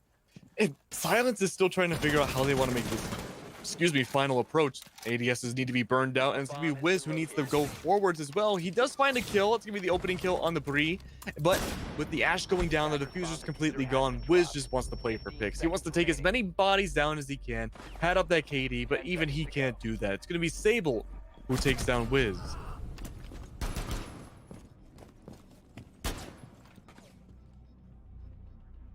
All right, but overall, a very good round for Stepbros. They needed that round because it was starting to gain a lot of momentum on Montreal's side. Overall, it could have gone either way, and I think... And so overall, I really think what would have happened was, you know, if Montreal had won that round, that would have been a huge snowball effect and really demoralizing for Stepbros. Yeah, but so I mean, that spawn peak by Sable really just ended the round before it began. Almost, it seemed like they just weren't ready for that, and they're like, you know, that they almost like put a pin in the round for them for a second. They're like, hold on to this round for a second, and now we have no idea what to do. And Sable is going to be playing the Rook once again. Yeah, we had the castle come down as well for lobby. It makes a lot of sense, but Sable, man, that Rook pick, it's gonna annoy me to no end to see that. We don't see Rook very much at all ever in competitive play, and there's a good reason, and that's because Doc is, for all intents and purposes, usually the better operator by a long shot, because he's able to play with his teammates and use coordinated maneuvers while still retaining that MP5 ACOG. Now, the only major difference between utility is going to be those impact grenades, and we haven't seen Sable use those at all either. We know what he's really after. He's able to just wanting to play essentially selfishly and get those opening 10 seconds picks. left before insertion. Yeah. So 5 yeah, seconds. he wants to be able to just set his gadget down and walk away. I mean, I personally would still rather have the dock for personal use at that point, but now he's changing up his spawn peeking strategy. He's going to go for Yellow Stairs window instead. And it seems like he's already coming into contact with, it's going to be Wiz over there on that side, as the Bananas tries to come in and help a little bit, but I believe Sable's already gone. Yeah, I don't think Platts wants to play that same game again. He wants to play it really safe and not get spawn peeked. And it's going to be Wiz taking down Bree, and that's going to be your alibi gone, which, I mean, if anyone had to be the opening pick on the defense, fine, let it be alibi, I guess. But Caribou strikes back, and that's going to be Max Payne once again, just not having a very good game, going to be taken down first. Now, we do have the Zofia concussions going down, and it's going to be a really tight piano hold for the defenders right now, but it's going to be Sable who comes in and saves the day, taking down Wiz, and your hard breach is completely gone. Impact goes down, trying to impact or trying to find that vertical plays, but no.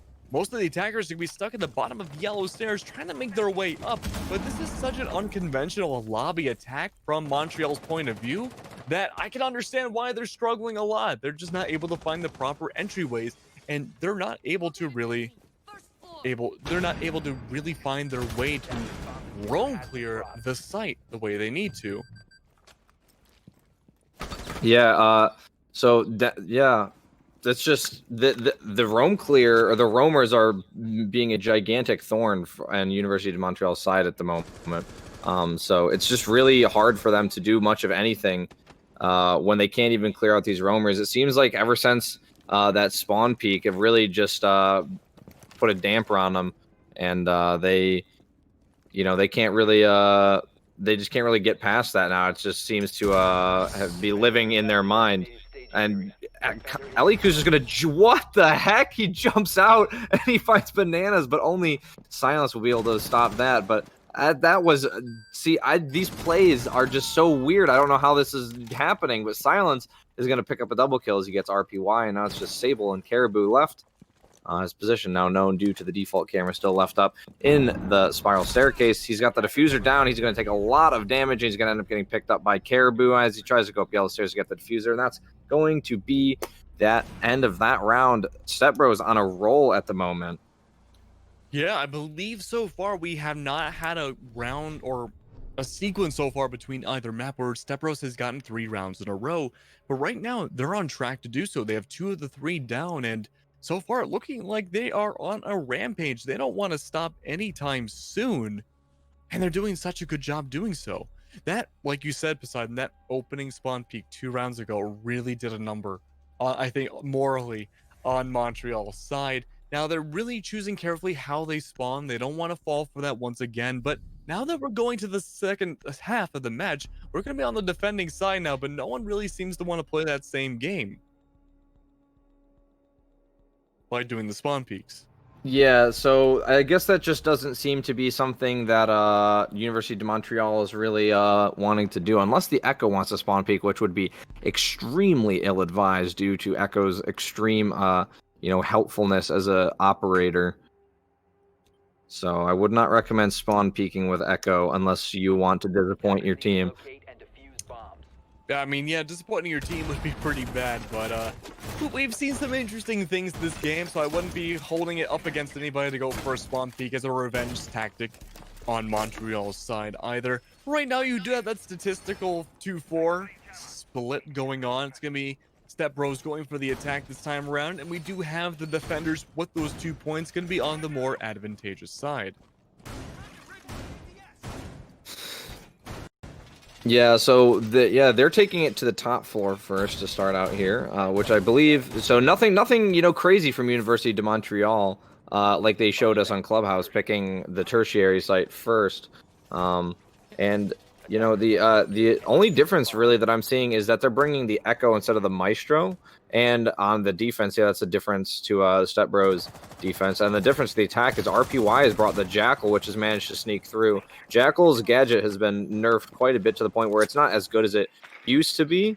It's not nearly as annoying, still kind of annoying, but I actually play a decent amount of Jackal. The only reason I play him is strictly for the C7E and nothing else. That gun is so good. It comes with an angled foregrip too.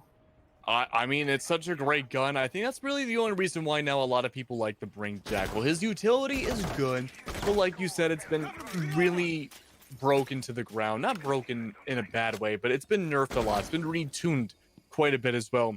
Because at one point, he was the #1 ban rate, just like Thatcher is now. And I'm sure down the line, we'll see something similar for Thatcher as well. But getting to the round at hand, it's going to be a slower attack starting off. It looks like we're going to see an admin push once again from the attacking side. And Stepbros is playing a lot more coordinated, frankly, than we saw Montreal, than all the rounds previously, pretty much together.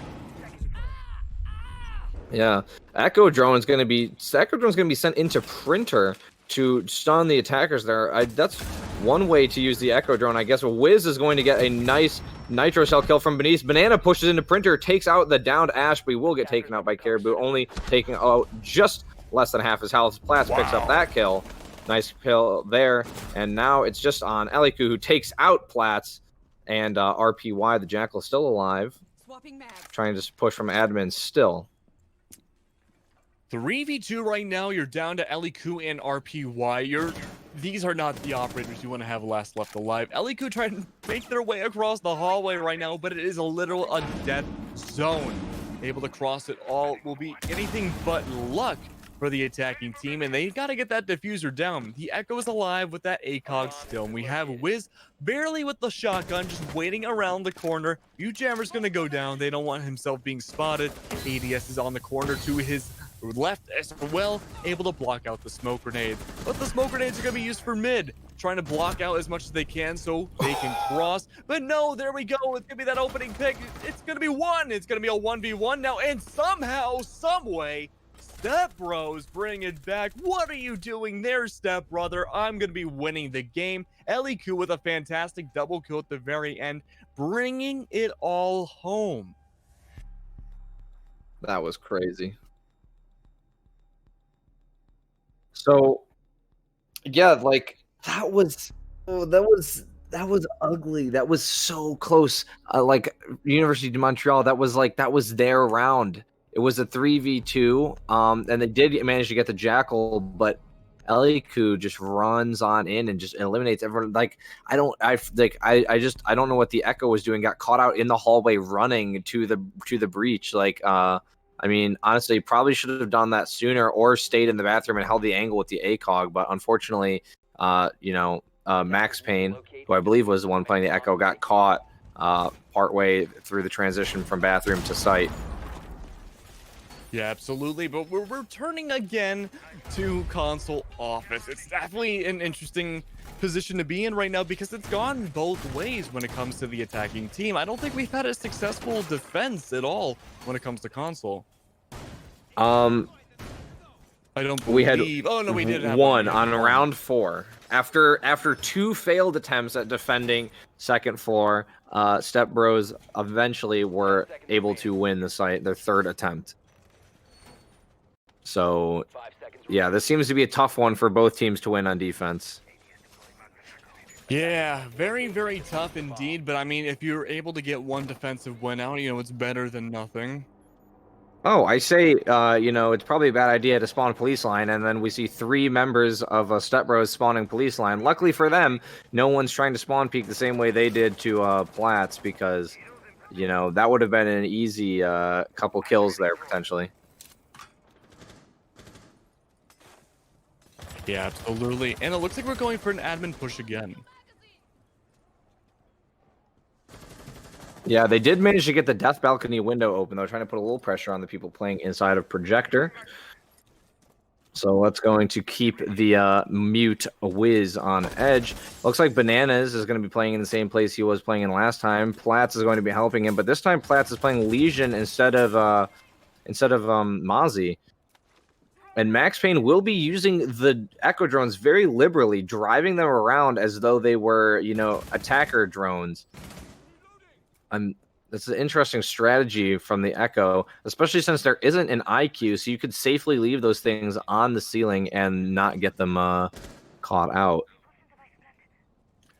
Yeah, I mean, using the Mozzie drones as aggressively as that is not advised, because you want to be able to hold on to those drones, especially as the later the rounds go on. The more intel and cameras you have, they're hard to see. But if you want to, you know, play around with it and just, you know, try to be a distraction almost, or just have those drones disappear, I guess it's a good strategy. Right now, it seems like there's a lot of stalling going out. Wiz does find Caribou, and that's going to be a great opening pick because now your flank denial is completely gone. Now, of course, with that being said, it's going to be barely finding the arm of the castle, but it's not going to connect. The model doesn't extend out that far, and it's going to be a really tight situation inside that vending machine. Two of the defenders right now are stuck completely in this area, and it's going to be the Maverick who wants to keep pushing up and find those kills. But no, they zoom away just in time. As the Maverick goes down, not able to find anything, Wiz does take down RPY once more, and it's going to be Bananas, who's DB&O as a result as well. But you did good, kid. You did good. You can finally rest easy. Of course, as I say that, it's going to be a 5v3. Even if Bananas goes down, it's still a 4v3. Man advantage will be going once more in Montreal's favor. Yeah, things were looking really good, I thought, for Stepbros there for a little bit. You know, they did a decent amount of damage to Bananas. The failed Nitro Assault from beneath from Wiz, but then Wiz recovers on that, allowed to live completely rent-free in the basement, or I'm sorry, on the first floor, killing 2 people. But wow, Sable with the impact grenade kill on to Wiz, who was playing behind the shield, I'm sorry, on the Bananas, and then a nice headshot onto Wiz. And then he gets a 3rd kill as he takes out Platts. Silence, bring it back along with Max Payne. Wow, that was just a lot of back and forth right there between both teams. Ultimately, University de Montreal comes out on top. A nice headshot there, playing the position that he probably should have been playing last time. And he's going to take out the adversary that took him out last time, the Ash. That's how you do it. And University de Montreal manages to win the 2nd floor 1 round sooner, 1 attempt sooner than Stepbros did. Yeah, absolutely. They did a fantastic job this time around, able to just take what they needed and secure it. Stepbros still with that lead right now. They have to do whatever they can to hold on to it. They have to do whatever they can to hold on to it. Yeah, so now University de Montreal is going to be going down to the basement. And, you know, that would be the next site in the natural progression of sites for the defensive team. And they're going to be bringing a somewhat similar lineup to their upstairs defense, which is very strange. They just have Wiz on the smoke and this time, and Silence will be playing the mute instead. Platts going back to the Mozzie. Max Payne will be going onto the Maestro, though, instead of the Echo this time. Which is, you know, even though Maestro is good in the basement, I still think that since if they would realize this, Stepbros has been consistently not bringing an IQ, so an IQ would have been probably a better pick than Maestro for the plant denial. It's more instant than the Maestro Evil Eyes, and they're a lot harder to see as well. Absolutely, yeah. The lack of bringing an IQ is a very interesting choice.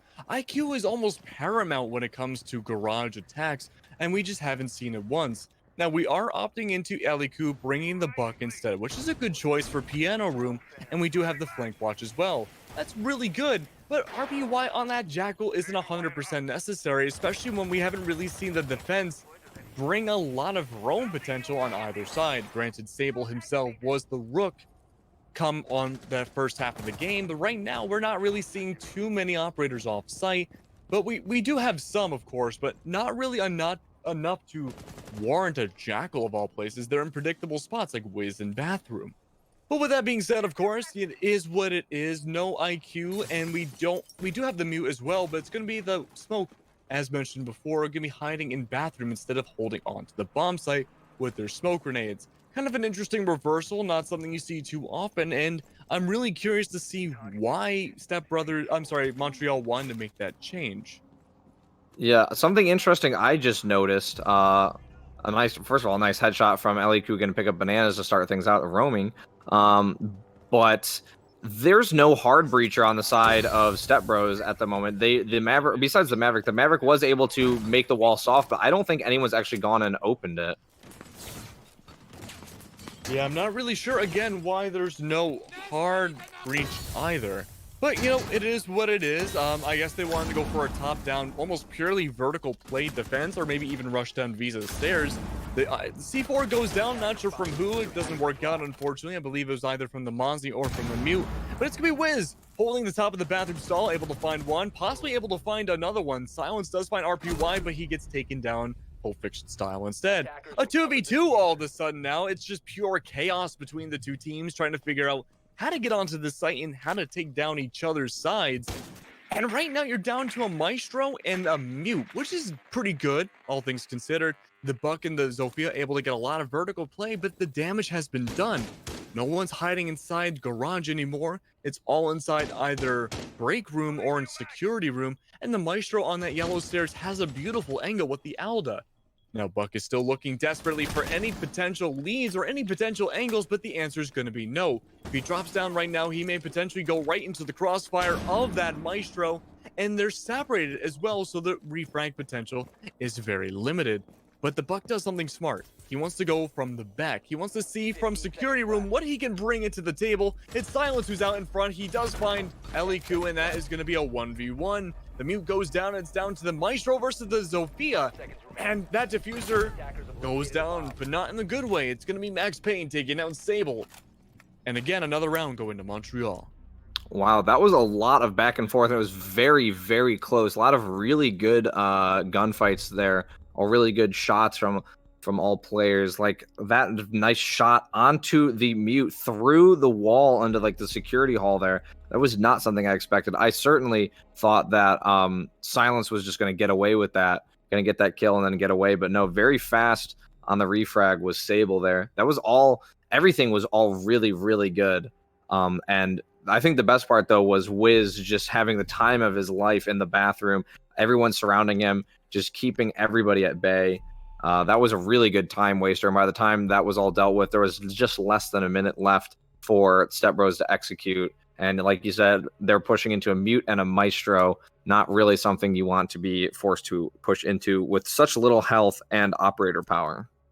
You know, all things considered, it's really interesting that they didn't bring a hard breacher. They must have predicted that that Stepbros would bring maybe a Kaid or a Bandit, but the answer was no. They didn't bring either, but they did have a Mute to Mute jam the garage doors, which, you know, to be fair, would stop the Hibana pellets. It would stop a lot of things, but unfortunately, it was too little too late by the time I think they realized this, and they just were not sure how to push the side at all. In fact, they ended up split pushing at the very end, and it was just a mess for the attacking team. Now we're going back to console office once. I'm sorry, no, we're going back to lobby once more. First time we see it in the second half, and we do have the Maverick coming out. Now, I'm curious about this Maverick because there's not a lot of opportunities on the lobby site to really utilize a Maverick, except for maybe vertical angles from above going down. But even then, not really the most useful hard breacher. Yeah, there's not really any hard breaching that needs to be done on this site, especially from the likes of Maverick. Yeah, there's really nothing for Maverick to hard breach because unlike most of them, Maverick takes a really long time to hard breach. Like he can get through walls that have that are electrified, but at this point, Bree better just be playing Maverick for his gun, which isn't a terrible gun, to be sure, but it's just, you know, the gadget of Maverick at this point is effectively useless. There's nothing you can really do with it. Yeah, Step Brothers' team has just had a whole bunch of interesting operator choices so far that don't really align too much with other teams and pretty much the competitive metas we see. You know, bringing the Maverick out for lobby, okay. Bringing, say, the Sable, bringing out Rook, all right, I guess. It's just a whole bunch of small little instances like that kind of really add up into a big what? And speaking of which, what? That's gonna be Bree taking down Silence. That's your smoke off the board. And when it comes to lobby, you really need your smoke alive for those last-second pushes that the site is really known for. But balcony right now, the top floor is going to be relatively uncontested. Admin as well, going for the roam clear, going top and down. And only really one person's left to contest it. And it's going to be Platts getting some shots off on the RPY, but not able to really secure the kill. It's going to be taking the Jackal down a bunch of health, but not enough to secure it. And the Nomad's even there too to help with the refrag, but never able to see Platts. Yeah, I'm surprised that RPY got away with that. I mean, if one more bullet from Platts was able to connect, he would have gotten that kill. But RPY just ran right through. But the weird part is no scanning for footprints, no droning, and now Platts is going to take out Caribou instead. He does lose quite a bit of health in the process, but he's able to get away with it. Echo is going to tack on. That's Max Payne getting Bree, but his location known. His health quite low. He's got RPY to deal with up here, as I believe Sable is up there as well. I see Smoke's body is sprawled out across the table there. Oh, an ill-advised push, though, from RPY is going to be taken down by Max Payne. And Platts got another as he picks up Eliku. It's all on Sable in a 1v4 situation. Two defenders very low, but there's a shield right there. You have to take that out unless you want to get peeked. That's exactly what's going to happen just as he takes out the grenade launcher. So unfortunate, peeks at the wrong place. The Echo swung too wide for Sable to predict that, and Max Payne will go up and execute Sable with a knife kill, and that's going to be another round win for Université de Montréal, bringing, I believe this is a tie now. I believe it's a tie, if not. Yep, it is a tie. And Montreal really needed that win as well, bringing it back. Now, keep in mind, first map already happened. Montreal did a pretty good job taking down Stepbros, and Stepbros has been having a much better game this time around, but again, it's a tie. Stepbros had such a good lead at the end of the first half, and they've been mostly throwing it away on their attacking side. Now, given this might be a more of attacker's side, defender's side of map overall, sure. But even then, now correct me if I'm wrong, Poseidon, but Montreal has won 3 rounds in a row so far. The attackers just cannot find any leeway. Yeah, they did. They won second floor, basement, first floor. Now they're going back to the second floor again. So unless Stepbros are able to figure something out, I mean, even though Université de Montréal did lose their first round on defense, like you said, they have won 3 in a row, which means they have a working formula. So now it's all the pressure is on Stepbros to change up their strategy and somehow figure out how to, how to win this out. But as I say this now, it looks like it's actually Université de Montréal who's changed their strategy. They brought Mira, and they're going to be playing Mira in the in break room, reinforced up, castled up with the Mira window in break room. And a mute jammer on it and everything. That is a very tough position to take for the attack. But that Mira is locked in there for life. There's absolutely no way for Mira to leave that room. Yeah, it's definitely a big question as to why you would bring that Mira. There's a lot of reasons you could bring a different operator. Now, I understand Mira can be completely altering of a site, but even then, you got to be very careful where you put those black mirrors. And while I suppose it's a decent spot to put in watching into the admin push, but if the push goes any other way than admin, it's kind of a waste of a Mira utility. And even then, the pre-fires go down, the Zofia charges go down. Mira is essentially trapped in that room until she dies if they decide to push admin. And she's locked in with the castle barricade too. She's completely locked in. They are completely banking that Stepbros will be pushing from admin side. But so far we have seen one person. I'm not sure entirely who that is. I believe it's going to be Iklu pushing admin, which is good. But even then, the angles are already being held for that Mira's escape to be failed. Yeah. Also, Max Payne once again driving the Echo drones around like they're just a little RC car and not an expensive piece of equipment that could make or break the round. So that is, and then Sable just impacts himself. That is not the way you want to start a round, especially, I shouldn't even say starting. I'm now less than a minute 30 left. Wiz is going to take out Bree with a nice SMG 11 kill. And so now you're, like I said, less than a minute 30. You're down an attacker, and you don't have any sort of foothold inside the building yet. They have been completely scared off by that Mira, I think, as they looks like they've switched entirely to a West Side CEO take. They're on the skylight. They're on the windows. They've given up as Silence takes out Caribou. Now it's a 5v3 situation for Stepbros to try and come back from. Yeah, you can see they're entirely shifting over to the west. Things are not looking great. The diffuser is down. Angles are being held. A nice headshot, though, from Eliku, who's going to take out Platts. Platts, the castle, just held down the fire a little too long and allowed Eliku to figure out his location. 40 seconds left on the clock. It's a 4v3, and you lose down, I believe, on your top rankers besides Eliku. Currently going 13-7. He needs to stay alive very soon, or this will be match point in Montreal's favor. Now, keep in mind, Montreal match point, that would be the series point between the two teams. Max Payne does take down Eliku, however, and that's already a really bad sign. Less than 20 seconds left, and that diffuser's nowhere near the bomb site. It's gonna be top of yellow stairs. Max Payne finds another one. Double kill for them, and no, could this be a triple? And the answer is yes, a triple kill coming out from Max Payne, securing the match point, or going to the match point now for Montreal, and this could be the set point between the two teams. Beautiful work for Max Payne. Woo! The Echo of all people getting the double kill at the very end. So let me just write this down in my notes real quick. So that, I don't know how he's allowed to do that. The Echo, 3 armor, sits on top of yellow stairs and gets not 1, not 2, but actually 3 kills, all with the bearing 9 of all weapons too. They just keep pushing, and he just keeps getting bearing 9 kill after bearing 9 kill. It's crazy that he was able to get away with that for so long. And yeah, now this is match point for University de Montreal. 4 defense rounds in a row, and they're poised to go 5 as they go to the basement, one of the most defender-sided sites of this map. Things are not looking good right now for Stepbros, although they have realized that they probably need the thermite now. But the person they had 6 pick off the thermite was the IQ. How tragic is that? There's no Echo, though, but still. It's definitely tragic, and I mean, yeah, you're right, there's no Echo. The IQ not as necessary without Echo on the board, but even then, it's kind of hard to really sacrifice another operator for Stepbros' team.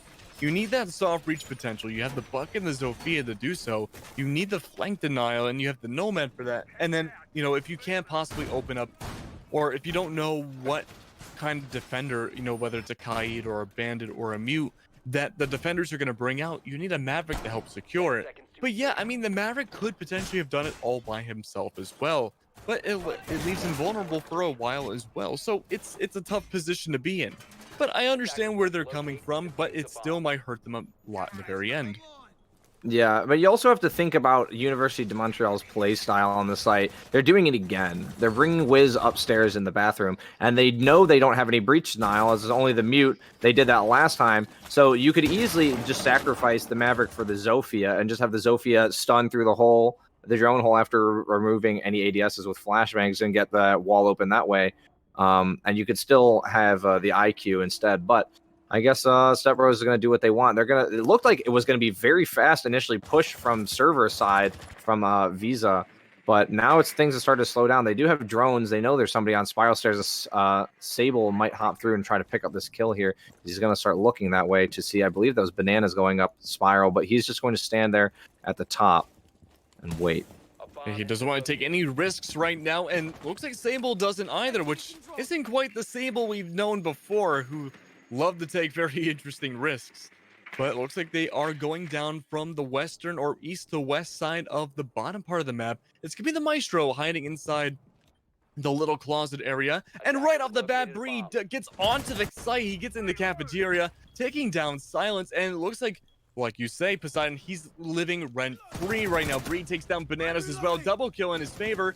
And where's the Maestro? The Maestro is in a prime opportunity to take him down, and he's not.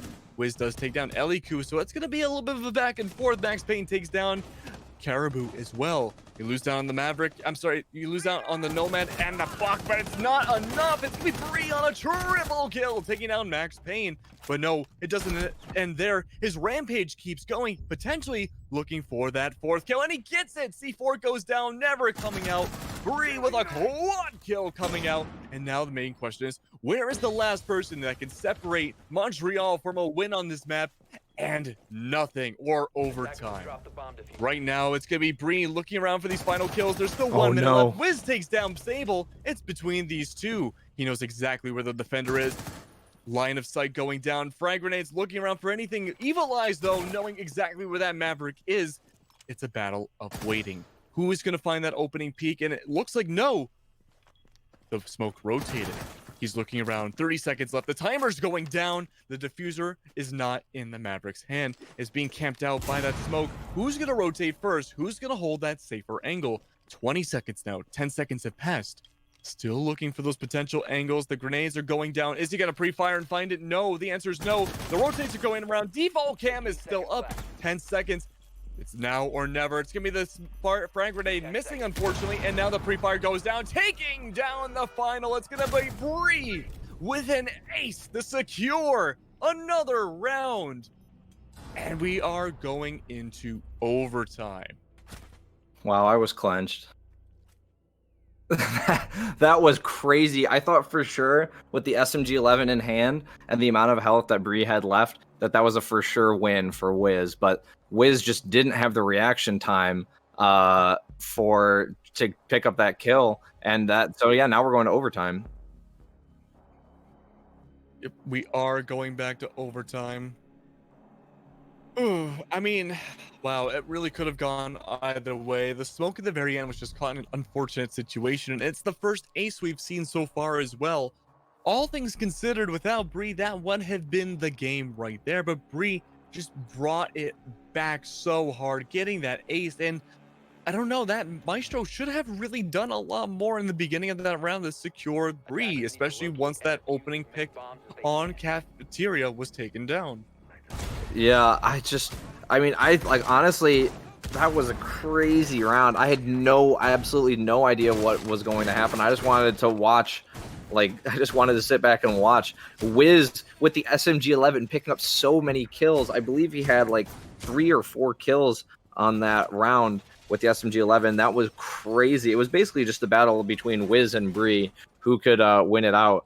But eventually, Bree ended up with the ace. And yeah, so now we went to overtime, and then looks like University de Montreal has gotten the defense side first, which is good for them, considering their record on defense has been better than their attack record on this map. And they're going to go straight to the second floor, and they're going to try that Mira strat once again. I'm really glad you brought that up, because on that second half, we only saw Stepbros win 2 attacking rounds. It was the very first one and the very last one. But like you said, the streak continues. It's going to be Montreal once again on defense. And their defensive lineup doesn't look too bad. The Mirror comes out once again, which did win them console, or at least helped contribute, because they did win the round. Ooh, that scared me. But overall, they have a good lineup. I'm just curious to see where those black mirrors are going to go again. It's going to be Max Payne holding inside bathroom. The rotates are very prevalent inside yellow.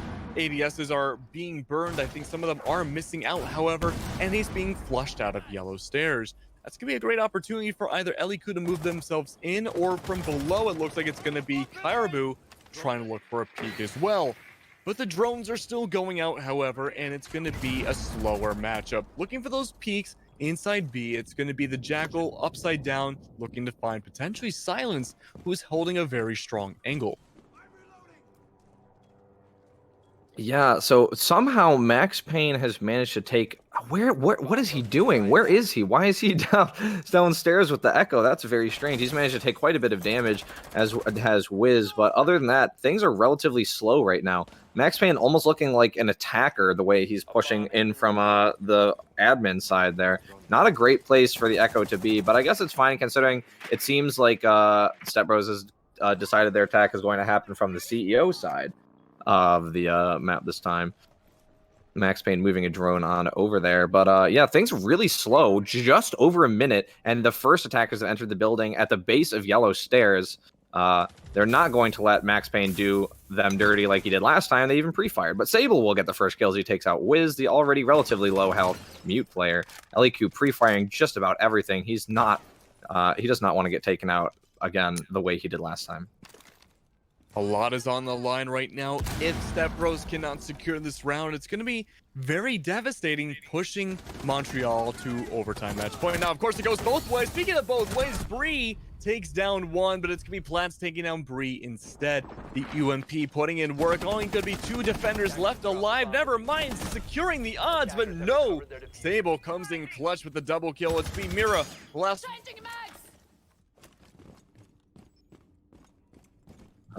Yeah, so from beneath, Mira's got the nitro cell, and she's got the pings too. Where's the diffuser going to go down? It's going to be right there, but that nitro cell is a little too soon because now they're going to run out of... There's going to be enough time to get the plant down, potentially. The diffuser is there, and they're going to move... Oh my goodness, through the floor, the headshot. Bananas, what was that? That was crazy. Oh my goodness, I thought for sure that was too soon on the nitro cell, but wow. Oh my goodness, that was ridiculous. Oh, I don't even know what to say other than bananas. Are you kidding me? Wow. The Mira, the pick that we had been somewhat skeptical of, really coming in clutch there, and that one's going down in my notes. So now that it is overtime, though, the side switch is going to be happening every round, as we see now. Stepbros is going to be on the defense, and they're going to go to the basement first. And they have Sable on the Rook once again. They have the Rook and the Echo and the Cade and the Maestro. They're doing that same 3-speed operator lineup once again. So yeah, that's going to be interesting. They did decide to change. UdeM decided to change the Hibana out for a Thermite. Probably a good idea considering what happened last time the Hibana was brought. It did not end very well for University de Montreal there. It's a painful situation to be in overall. Oh, I can't hear Poseidon. I am kind of a hot mess right now.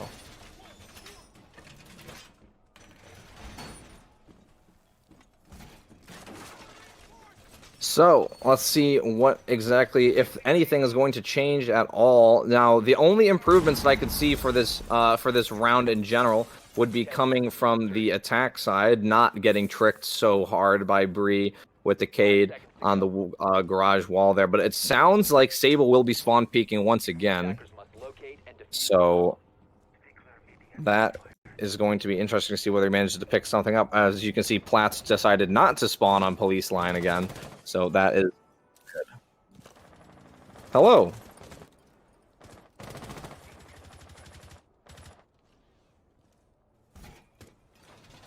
So there's still a little bit of late setup being done by LEQ there, but Platts has managed to take a little bit of damage. So he's down to half now. Sable running around upstairs. He's going to down and kill Silence. This is a great start for Stepbros here on this defense. They are just not able to do anything about Sable. I can't believe that on the Rook he's able to get away with this every single time. It's just unbelievable. Attackers dropped the diffuser. Nope. Attackers recovered the bomb diffuser. So he's starting to take a little bit more damage now. He's going back up the yellow stairs, but they're going to have to waste a lot of time trying to remove him. Platts telegraphing his position very well to the potential Sable here to peek out. And this, oh, wow, what a beautiful headshot from Platts. He was just about to go away when he saw Sable, and he came back and landed the nasty flick on the Sable. That was a really beautiful headshot. Okay. Now they have control of everywhere else, but they only have 1:40, and all the defense is still downstairs. They have some people to go through, especially it's going to be really weird with the Maestro in server. They're going to have to figure that out and get rid of him relatively quickly. Hello, I am back. It's been a rough day with the internet issues, but a minute 23 left, and it's gonna be Sable once again. Apparently on that rook, gonna go down. Surprise, surprise. Silence on the Ash, which we haven't really seen before, gonna be going down as well. I believe we saw him a few times, maybe on Consulate, but I'm sorry, on Clubhouse, but even then, not really a whole lot. But that's going to be Garage Wall completely open. 1 minute left on the clock now, and you have all your anchors still left alive. All things considered, as every second goes down, this is becoming much more and more of a Stepbros round. Now, the vertical play is in effect. 3 charges are going around everywhere, trying to get those lines of sight, trying to figure out where these defenders are. And yes, they do have to be pushed back, but all things considered, they still have their lives. We're not seeing too much of a split push, all things considered, either way. It's going to be yellow stairs and some vertical play, and that's all that's being challenged. With 30 seconds now left, again, time is ticking down, and the plant is in full effect. But the Evil Eyes securing a double kill for Bree yet again. It's not looking good for Montreal. Having a 2v4, it's going to be a huge man disadvantage. The Evil Eyes are in effect and start slapping away at the diffuser again. Will Bree get another set of kills? That's a very good question. And with 7 seconds left, it's all but secured to be a 7-7 overtime match point. 2v3, and it's going to be 7-7, ladies and gentlemen. We will be going to the final round of the game. Operators, you have run out of time. Well, yeah, that was just, I don't know what the decision was for that plant on that side of the white van. And they still had Maestro Evil Eyes up. They still had Echo drones up, and Bree was just allowed to peek out around that corner and pick up free kills there at that point. So I don't, it seemed like University de Montreal had a decent hold, like I said, save for the Maestro cameras and the Echo drones. But the plant positioning was just a little off there, especially since you had cover from yellow stairs. Yeah, absolutely. I mean, really, the split push probably would have done Stepbros in all things considered, because no split pushing aside, like, you know, have had one person gone down Visa, they could have torn a lot of damage into the back part of the site, you know, through Cafe, like we had seen with Bree just rounds ago, securing an ace off of that. But it looks like it didn't translate over to this time around. But that's okay. We will be seeing Bree on attack once more, able to really be the MVP of this game, I would say, doing such a good job, going 11 and 10, but getting the kills that really matter. Well, if we're talking about the kills at that point, and we look at Eliku, who's 14 and 10. He's actually got a few more with the same amount of deaths. So yeah, a couple, and then of course Sable 11 and 12, not too bad either. A couple of really good fraggers there. But Wiz is 12 and 10, and Bananas is 10 and 9. Max Payne 15 and 7 though. Now that is the real best KD on the server right now. Absolutely, but it was Bree who got an ace and brought back everything into overtime from the verge of death on Stepbros' side. Without that ace, we would be done with the set already. That is true. You are right about that. Going into overtime right now again, it's going to be a little bit more of a secure playing field. We do see Caribou with those air jabs going out early in case a run out comes out. Now, we haven't really seen a whole lot of runouts per se. We did see one, I believe, from Eliku on their defensive side. But when it comes to Montreal, we've been seeing a lot more conservative play. Not a whole lot of crazy runouts, not a lot of crazy angles. Mostly just holding on to the site and getting those angles in their advantage. Yeah, this is a crazy matchup here. I mean, obviously now the first map went relatively in favor of University de Montreal, but like this is the first round of the playoffs, and we already have ourselves such a good matchup here. 7-7 on map 2. Like this could, like the end of this is the last round of overtime play right here. This could determine whether or not we're going to go to map 3 or whether it's going to end right here. This is going to be it all comes down to this. There's a minute and 40 something seconds left in the entire map. Oh, I mean, it's a scary notion. You know, that garage wall is already going to be open, doing a lot more work than we've seen a lot of other garage pushes in this map. Usually it's been opened up either really late or just not really connected to until like the middle of the round, if that makes any sense. But right now it's opened up early, but it looks like none of the attackers want to capitalize on it whatsoever. They just want to make sure like, hey, it's open. We want to put that pressure on it. We want to get that line of sight, but we're not going to use the plant, which is very interesting to see. And with 1 minute left, it's going to be, well, a little bit over a minute left. It's going to be Platts getting that opening kill onto Sable. Now, Sable is going to be disabled right now. So, I mean, all things considered, that's going to be a very big hit for the attacking team. Now, without that Zofia, things are still able to move along, but even then, it's still going to be a little rough. 2 smoke grenades now going down inside bathroom. It's going to be Wiz trying to hold on to it as long as humanly possible. Now, How is he still alive? That's a very good question, and I'm not entirely sure. Holding on to that angle of the SMG-11, no one's really trying to challenge Sable either. They're just kind of playing around him up until now. It looks like it's the Nomad wanting to take care of him, but he's behind the Iron Shield. ADSs are gone, and it's a back and forth between the teams, and Wiz and Platts coming in with the dual team action.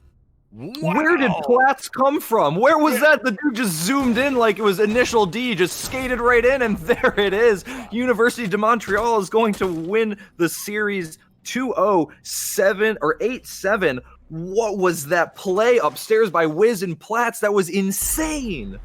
Absolutely insane, and at that moment you have to do whatever you can. That was some really good stalling by Wiz, being a great distraction at the very end for Platts to make that final play. Very good work all around for everybody, and I think we got to give you know what, we're gonna give Platts and Wiz in tandem MVP of the round just for that play, but Bree as well, honorable mention for getting the ace. Now it looks like we will be having an interview very shortly for Platts coming in, and especially coming right off that 3K or that crazy amount of kills at the very end. That's going to be a very interesting. Yeah, so like Platts, obviously one of the he was really having a good game there. And here he is, the man of the hour, Mr. Platts from University de Montreal. How are you tonight? Guys, I'm pretty good. Pretty good. That's great.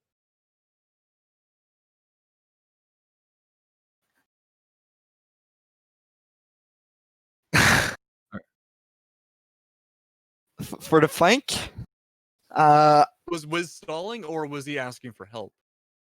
no, like the attack was pretty much was really slow, and there was not a lot of time left, so I just decided to try to flank or something. Because if they had someone watching, it was probably too late, and I was pretty confident that my team would have win it. So yeah, I just decided to go, and that actually works.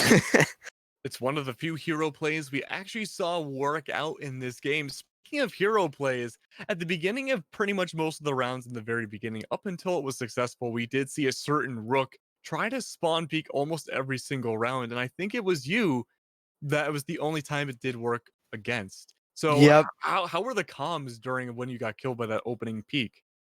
Actually, at first I thought it was not a legit spawn peek because I just got like instantly picked. But we knew they were spawn killing. It was about like aim down the window and shoot him, or like just pre-firing out the windows. But he was faster than me, and it was really fast actually.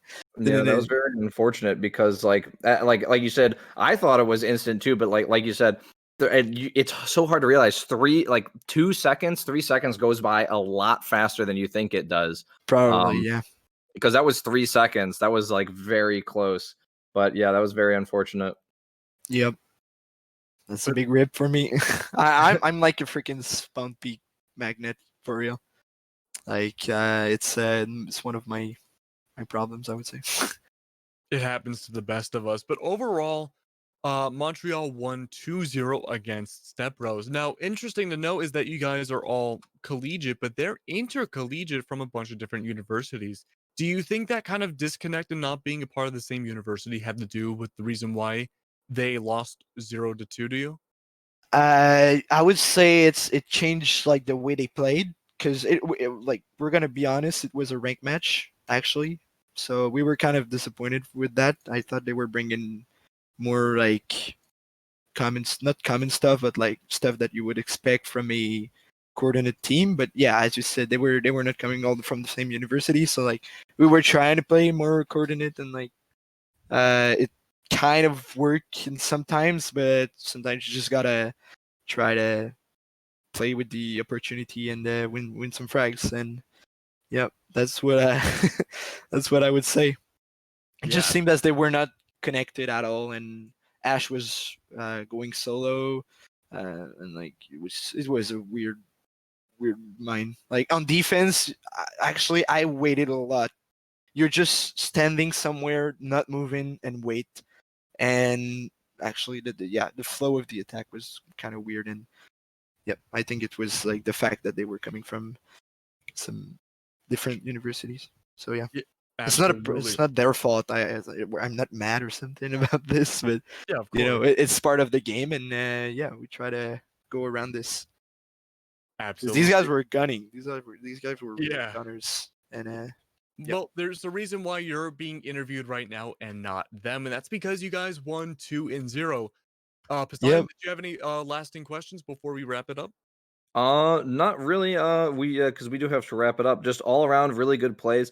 I did one thing I want to say. I was writing down my notes. Platts, you were having like the game of your life tonight. I know you had 3 separate 3Ks on map 1, and you certainly didn't slow down when you moved on to map 2. So it was a little bit of a nail biter there towards the end, bringing it all the way to maximum overtime, the last possible round of overtime. But in the end, University de Montreal, you guys won it out 2-0. So that's good job.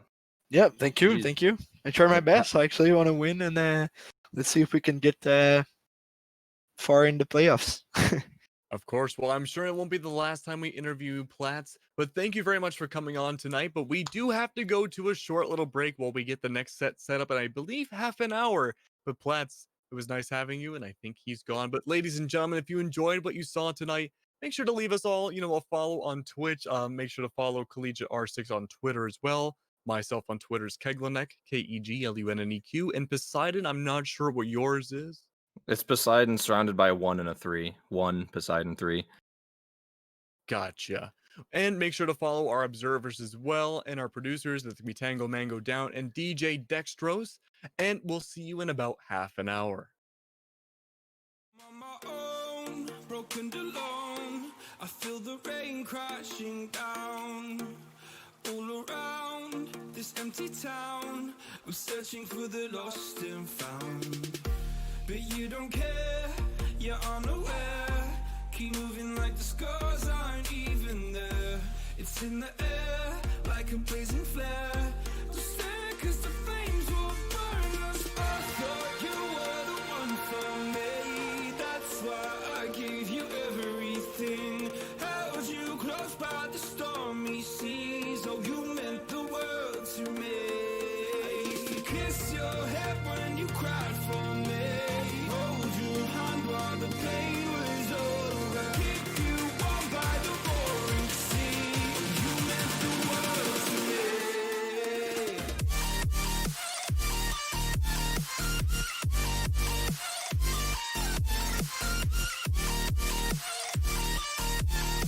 Oh, you meant the world to me.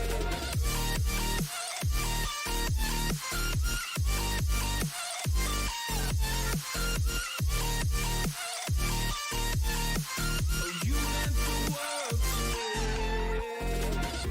My darling dear, you're never here. When I'm in pain, you hide and disappear. Like shadows in the atmosphere, charting the stratosphere. Yeah. I prayed for you and kept you near in hopes you'd chase away my fears. I'm on my own, you made it so, and now I'm chasing nightmares too. I used to run with you through the great big leaves, laugh at you when you laugh at me. Hope for us because I believe the home was just you and me. I thought you were